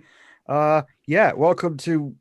Is this called What the Trans meets Trans Gloucester? Because I don't think I can say I am What the Trans. I don't think I'm arrogant enough to pull that off as a thing. But yeah, so what we're going to do is we're going to explore just what the hell Trans Gloucester actually is, what they do, what they're about, and joining me is our lovely group of people who are probably all over the screens in ways I cannot see. So, hello, people. Introduce yourselves. Let's do some pronouns. I am Michelle Snow, she, her. Kate Glanfield, she, her. Jessica Smith, she, her. I'm Kat, she, her. Alex, he, they. And Eli, he, him. I'm sure that we will learn together how to do what we are currently doing as we do it. So right when we're done, we will be the most polished, professional panel of the day, I am sure. So, Jess is... No, wait, that's the wrong word. This is... When I do a podcast, I edit, so I sound a lot smoother on that. But this is unfortunately live, so you're going to get unedited me, and it's going to be strange. But let's go with this. So... To all of you, how did you come across Trans Gloucester, and what's made it different from other groups that you have been in? My story of how I came across Trans Gloucester is very weird. Kate went to Stroud Pride and met my mother and my sister there, and they told me about Trans Gloucester, and then I started coming along. So I have really a feeling weird. that Kate is going to be central to a lot of these stories. I target families. That is not the way we want this to go across. We go for the families. We recruit them young. Oh God, no! Please no. No, I did meet your mum first. It was I Scary. think your mum knew someone from my work, and it was all a very, very small town kind of thing. She knew a friend of mine, and she knew me. It's and Stroud. Like, yeah, It's small. Everyone knows everyone. It was a good pride there. It was a good picnic. Kate, how did you discover Trans Gloucester? Although you didn't, because you founded it. So Well, I guess I didn't. I kind of did. I'm co-founder, so I started it with my partner Amy. Amy came from Leeds, so she moved down from Leeds. There was a lot of trans groups there. There was a trans group local to us, but it didn't fit really with what she expected when she came down from Leeds. She wanted something that was aimed at a wider demographic, that offered alcohol-free spaces, that looked at including non-binary people and the wider spectrum of trans identities, and focusing more on gender identity rather than gender expression. And I think we kind of went from there. But interesting, the first Pride that we went to, where we were thinking about this, me and Amy, when we actually bumped into Jess's mum, we went into a little like game shop beforehand because we had some time to kill. There was a second-hand game shop, went in there, and the person behind the counter was the only person in the shop. And we were walking around, we're covered in trans flags. Like you can imagine it's Pride. It's a picnic, but still we got trans flags on our back, and this person behind the counter, who we assume was a cis guy, went, excuse me, can I ask you two a question? And immediately as a trans person, you're like, oh, here we go. What's in your pants is going to be the next thing that kind of comes out. Let's play a game. No. It's all flowers and sadness down there. It's all just flowers and sadness. But no, they didn't want to know what was in our pants, which was refreshing. But what they didn't actually have a question. What they wanted to say is, actually, I don't have a question, but what I do want to say is it's so amazing to see representation and people proudly wearing trans flags, because I'm trans, but I haven't come out to anyone because I don't know how people are going to perceive me. And, we started talking to this person and we kept in touch, and it turned out that they'd been to trans groups before and they'd found it harmful rather than to actually find it is helpful, because they didn't get the representation that they were looking for. Is the simple way to put it. But that really spurred us on. We were like, you know what? We wanted to make this thing. Let's make this thing, because clearly there's a need for it, and we could definitely do it. So we started a Facebook group, and it grew from there. Sorry, I've rambled on. It's all good. I think as the co-founder, I don't think I have the authority to cut in and make you quiet. Yeah, you do. I do? Oh, don't give me that power. I will abuse it. I should have no power. So, but when it comes to other groups, what makes Trans Gloucester stand out from the other groups that you may have been involved in? Kat and Alex, we haven't heard from you yet. I'm going to put you on the spot. It's certainly a much younger crowd, definitely. Yeah, definitely. Especially in Gloucester, you're used to seeing a much older group, and it's more the younger people that you find at Trans Gloucester. Yeah, That's good, Trent. I think it's very inclusive as well, and it's really good, like towards non-binary people, which a lot of groups aren't. I like that. Yeah, there is a fair bit of true scummery out there, and you can go to a group and suddenly it's like, oh no, I'm with this person who won't stop talking about how the sadness in their bits is why they're trans and nobody else counts, and I hate that. I hate it. Yeah. Eli, you have an interesting role at the Trans Gloucester organization. You are in charge of marketing and all of that stuff. How did you fall into that? To be honest, it was through Facebook, as most things are nowadays. I just saw a post in the Trans Gloucester Facebook group saying, would anyone be willing to make a poster to advertise the swimming group that was being set up? I threw my hat in the ring, figured why not? And yeah, one thing quickly led into the other, and yeah, it's been really good to get to know a trans community around where I am at uni. Maker cool. of pretty things. He makes all the pretty things, and it's like it's great because, you know, I go to places and I get all the credit. I do, of course, credit Eli, but you know, he does a really good job.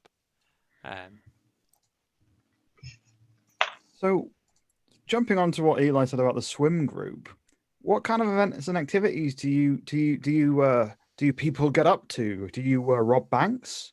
Do you invest in weird face cream companies that go under overnight? What's the kind of thing that Trans Gloucester does?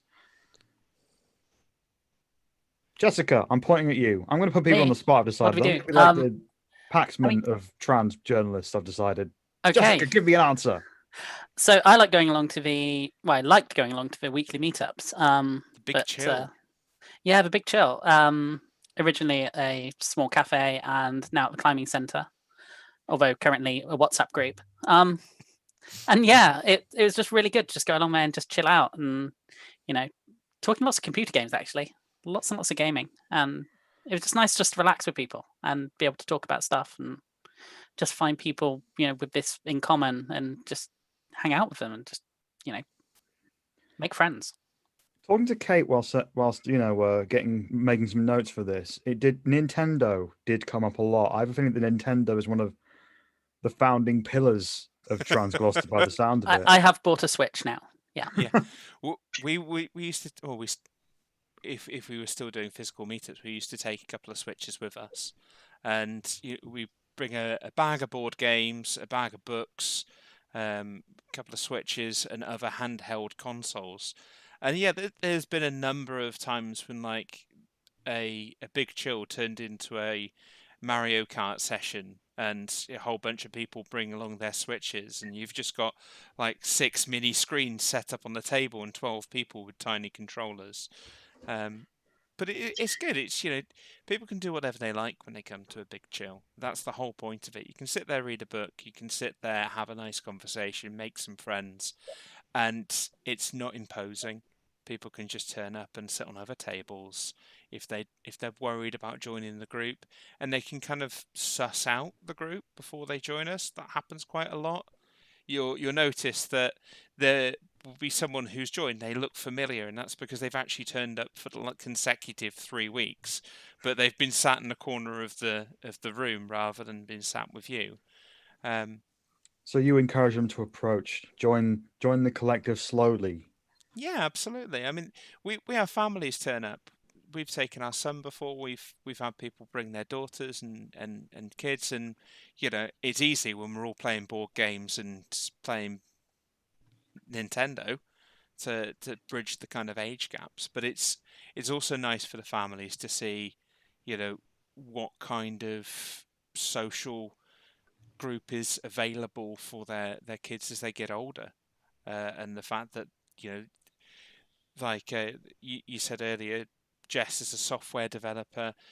My partner works for a large financial institution. We all have everyday jobs and we all have everyday lives. It's great for people to bring along their partners and their family members, and they can see that what they've worried was going to ostracize their family member from the rest of society actually just makes them a happier person. Yeah. Kat, Alex, when it comes to the events that go on, what are your favourite kind of events that Trans Gloucester put together and do? Well, we go to the Sunday, the big chills sometimes. That's mostly what we've been doing. Yeah, mostly just to see people, catch up, and just hang out. I did enjoy the presence at Pride last year in Gloucester because I was running the store for quite a good bit of it. So this is the cafe I keep hearing about. Oh no, that was supposed to be this year. So last year it was a stall, but our plan this year was going to be we were going to have a cafe being run. We raised a bit of money for that, and we've got some bits and pieces in place. But sadly, that hasn't happened because of blasted COVID.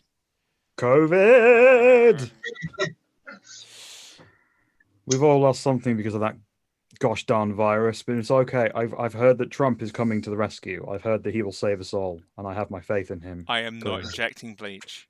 It's not happening. Oh yeah, don't take that as an endorsement for anything that he is remotely related to. Like, that was a bad joke. What should I do with all this hydroxychloroquine I've got? Sell it back to Trump fans. Clearly. Can I get in on that? I am horribly broke. Eli, when it comes to your involvement in Transgloss, what kind of things? When it comes as you're part of the admin team, you're part of the marketing team. What are your favorite kind of events? Like, as someone who is involved in the organization. I mean, the big chills are a firm favorite, I think, for everyone. Yeah, I'm kind of sad that I live in London now. Yeah, they're brilliant, but we're all learning that with Zoom, we can do anything. We'll prop you up on the table. You can join in. Why not?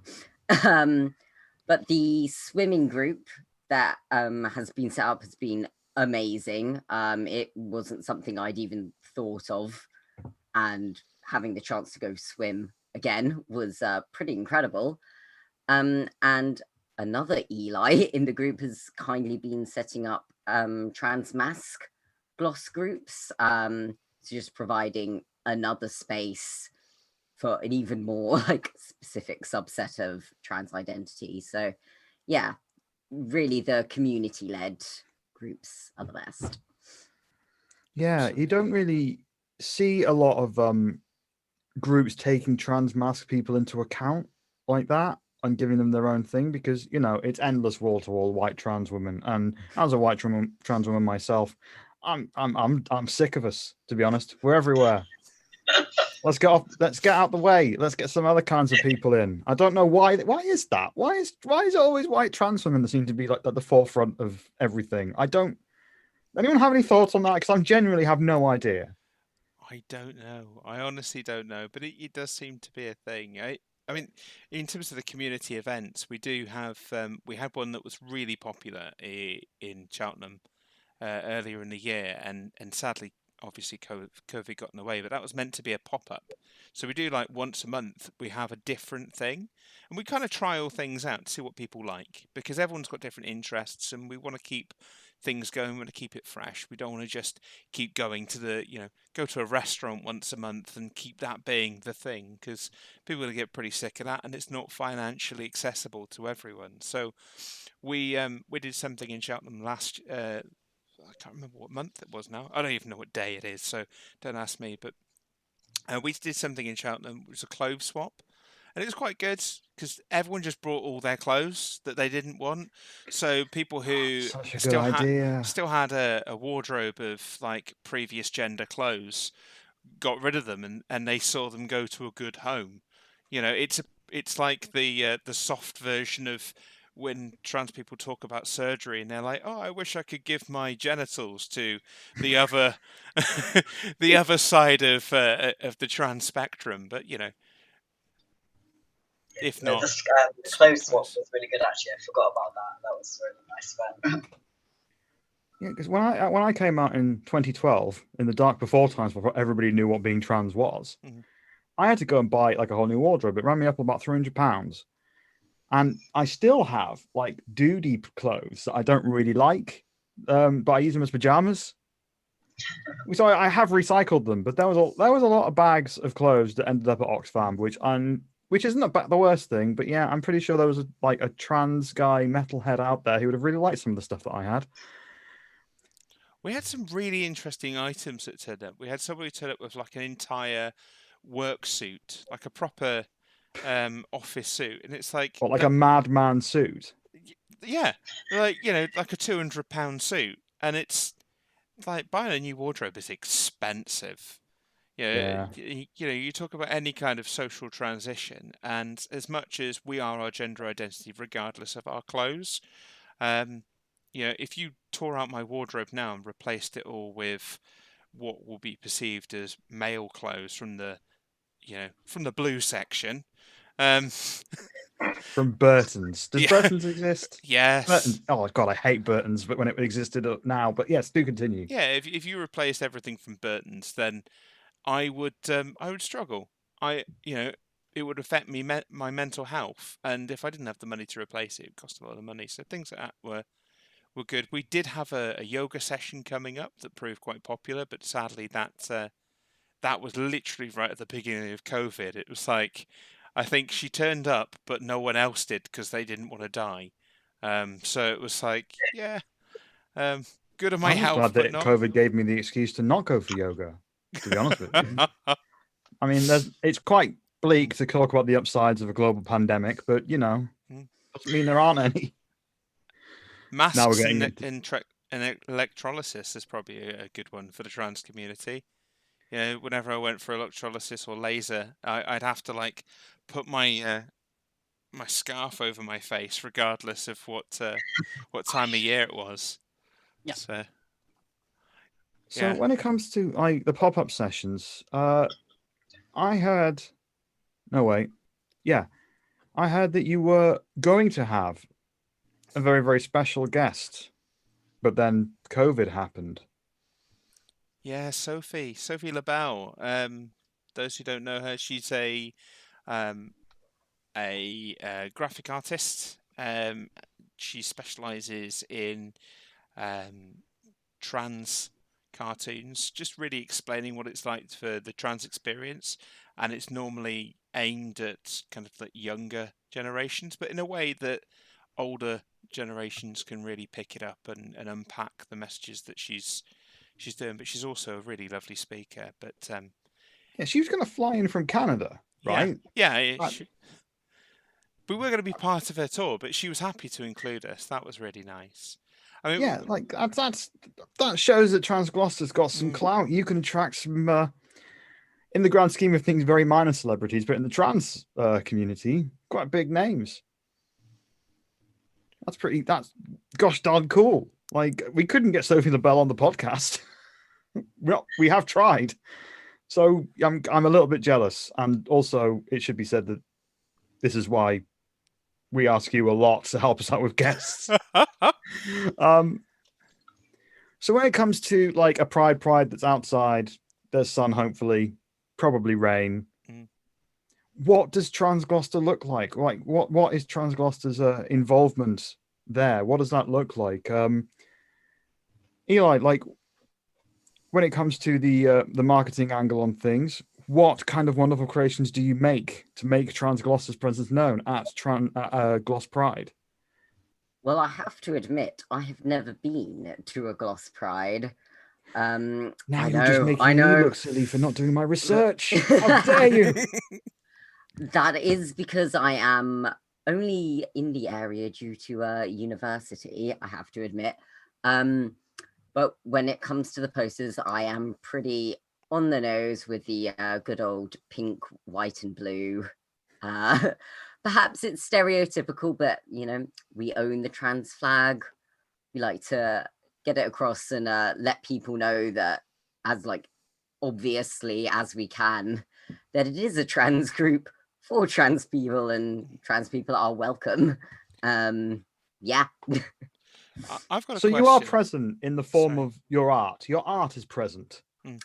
Thank you. Yeah, I'll take that. Yeah, you have attended, just in paint. So I've got a question, if you don't mind, Michelle. So this is actually for Kat and Alex. Last year you were on the stall, and we had loads of people coming back and forth. Is there any moments that kind of stuck in your mind of the people you met, or the impact that your presence as two trans people at a pride had to others? I have pretty bad memory issues. I do not remember very well. Well, I actually hadn't met Kat until that evening last year, and I was just hanging around outside between the trans gloss stall and the lesbian friends stall all day. So it was just really nice, like meeting a bunch of new people and everyone sort of passing through, having quick conversations. So it was just really nice. To be around a lot of trans people, I guess. I mean, we did get a lot of positive feedback from that. And there were loads of people who joined the group because they'd come to the stall and because they'd met you and, you know, and got good impressions from you. I mean, how does that make you feel to know that you've impacted someone's life by just being there and being present? It's good. Makes you feel like you're doing something good, and also makes me feel like less embarrassed. Embarrassed? What? Yeah, embarrassed? Yeah, I have no idea how I acted. Oh, right, yeah. Could have been terrible. I doubt it. I mean, there's a story here. I think Pride's a celebration. Everyone celebrates in different ways, I think, is the way that we should look at this. Yeah, I tend to celebrate with cheese. It's not great for me. And also, you know, probably killing the planet in some way. But regardless, so what about the future? We've just been through the pandemic. It's been rough. What is Trans Gloucester going to be doing over the next couple of months?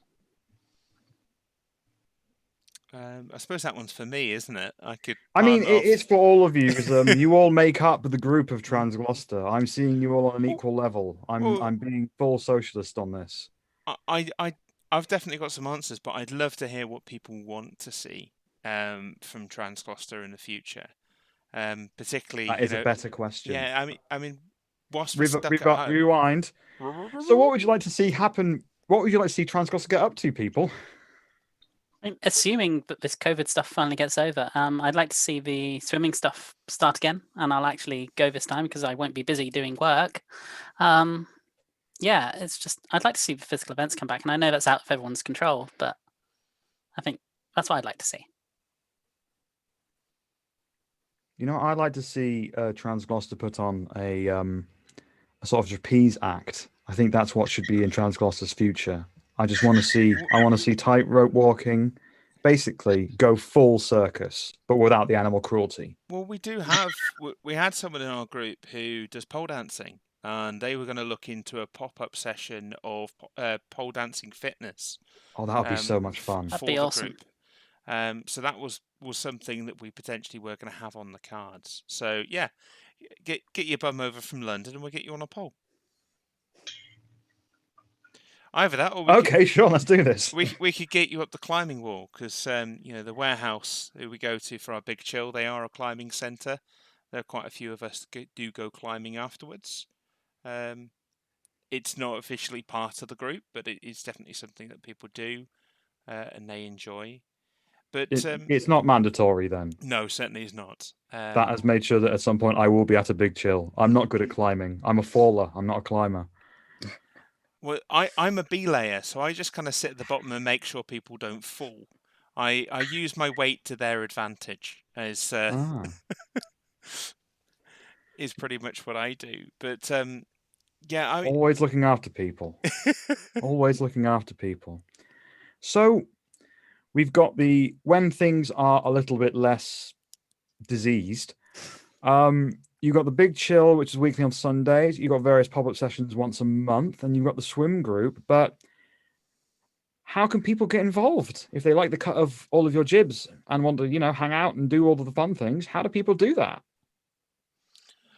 Well, the easiest thing to do is see us on Facebook. We have a private group and a public group. This is currently being streamed to the Pride in Gloucestershire YouTube, but also to our private Facebook group, which is our public Facebook group, which is Trans Gloucester Social Group, and then there is our private group, which is Trans Gloucester. Obviously very similar, but one of them is private and it is purely for trans people and their family members, including partners.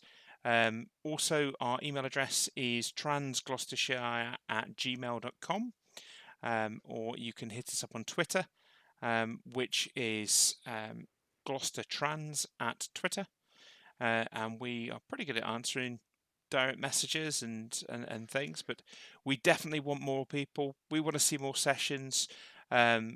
Local roller skate or roller derby group was going to hold a session for us.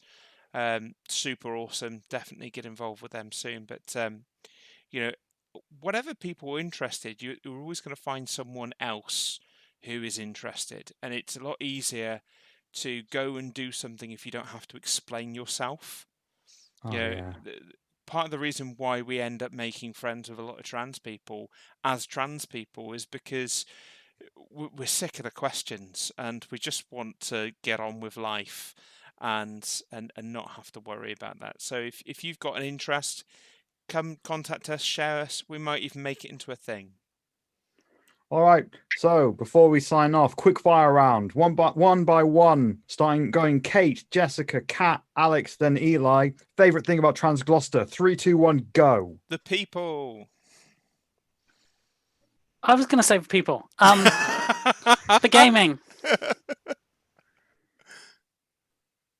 think I like climbing, although I like the people the best.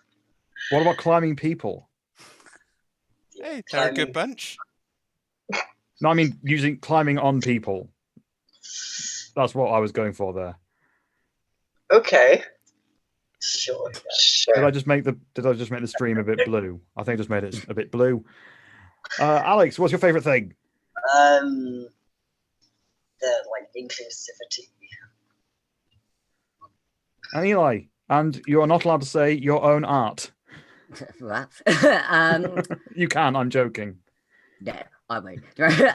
Yeah, being surrounded by so many awesome trans people who love everyone else. Yeah, it's great. Awesome. You should all who are watching, if you are trans, non-binary, or anywhere in that cocktail of people, go and check out Trans Gloucester. This has been apparently What the Trans meets Trans Gloucester. My name is Michelle Snow, and you can catch What the Trans on various podcast things. I have no idea how to end this segment, so I'm going to hand over to Kate and say, save me, please. Right. Okay. Well, thank you so much, Michelle. I really appreciate you coming to join us. Please check out Michelle's podcast, What the Trans. You can find it on Tumblr. You can also find it on any of your normal podcasty places. We have been on hiatus all summer. We are going to be returning this week. I'm putting together the episode now. So we are coming back. You basically look on the app and find we haven't released an episode since July and be like, what is this? No, we are coming back. It's just been... We took the summer off to get sunburned and do all of those things. But yeah, check it out on all the things. And you can get it on whatthetrans.com, although the website's broken right now. Anyway, yeah, go there. Maybe it'll work. I don't know. Okay, well, thank you, everyone. You've all been awesome. And thank you very much, Michelle, and I shall catch you soon. Okay, so that was Michelle Snow from What the Trans. We're going to be joined with Cotton Moth shortly for their final song. I'm just going to put you on a brief hold and I'll come straight back with them.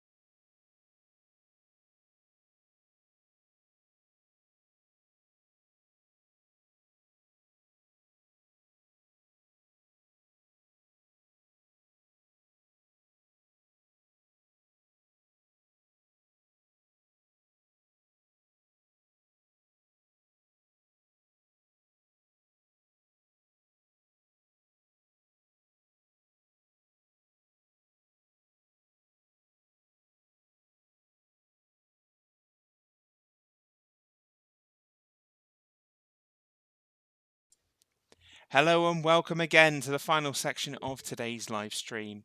We're wrapping things up, but I wanted to say a huge thank you to everyone who's been involved, including and not forgetting the reason why we're here, which is Pride in Gloucestershire.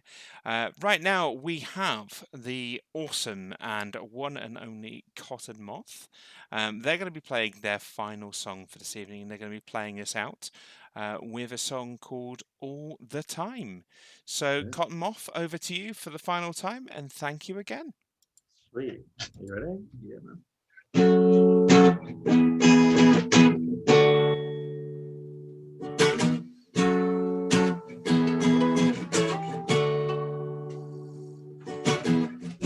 A letter rise you don't want to open, but there's still certificate up. And as my eyes start to read it, and my ears they start to prick up, as you tell me a secret, one I don't want to hear about, and how I wish you would just keep it, 'cause I'm filled with so much doubt.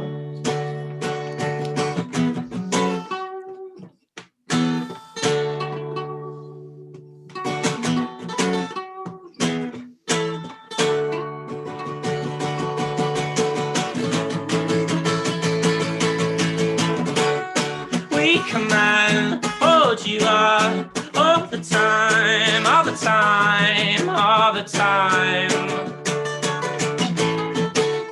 And I give all I got if it's mine, if it's mine, if it's mine. And I drink from the cup down the line, down the line, down the line. And I promise I'll get better in time. Give me time, give me time.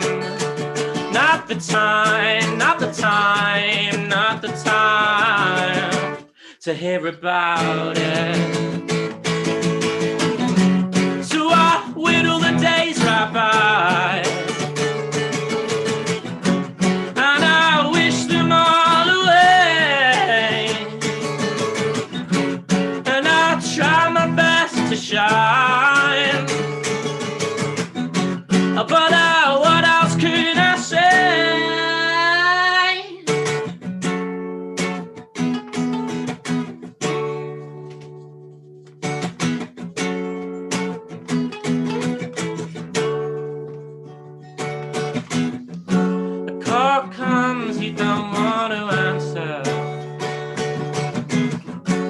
but my hands still pick it up. And as the voice on the other end talks down to me, oh, how I wish you would shut up.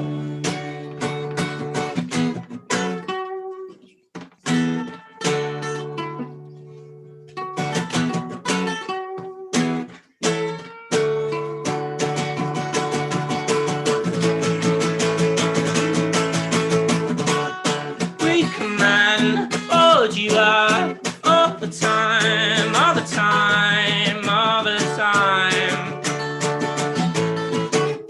And I give all I got if it's mine, if it's mine, if it's mine. And I drink from the cup down the line, down the line, down the line. And I promise I'll get better in time. Give me time, give me time. Not the time, not the time, not the time to hear about it. And I whittle the days right by. And I wish them all away as I try my best to shine. 'Cause oh, what else can I say? All the time, all the time, all the time, all the time, all the time, all the time, all the time, all the time, all the time, all the time, all the time, all the time, all the time. All the time, all the time, all the time, all the time.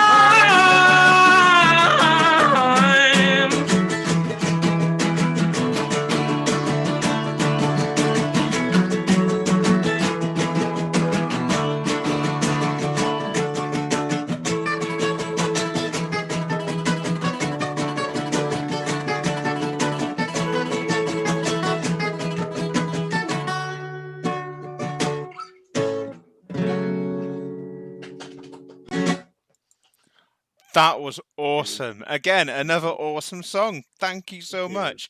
For anyone interested, that one is actually available on Spotify, I believe. Yeah, it is.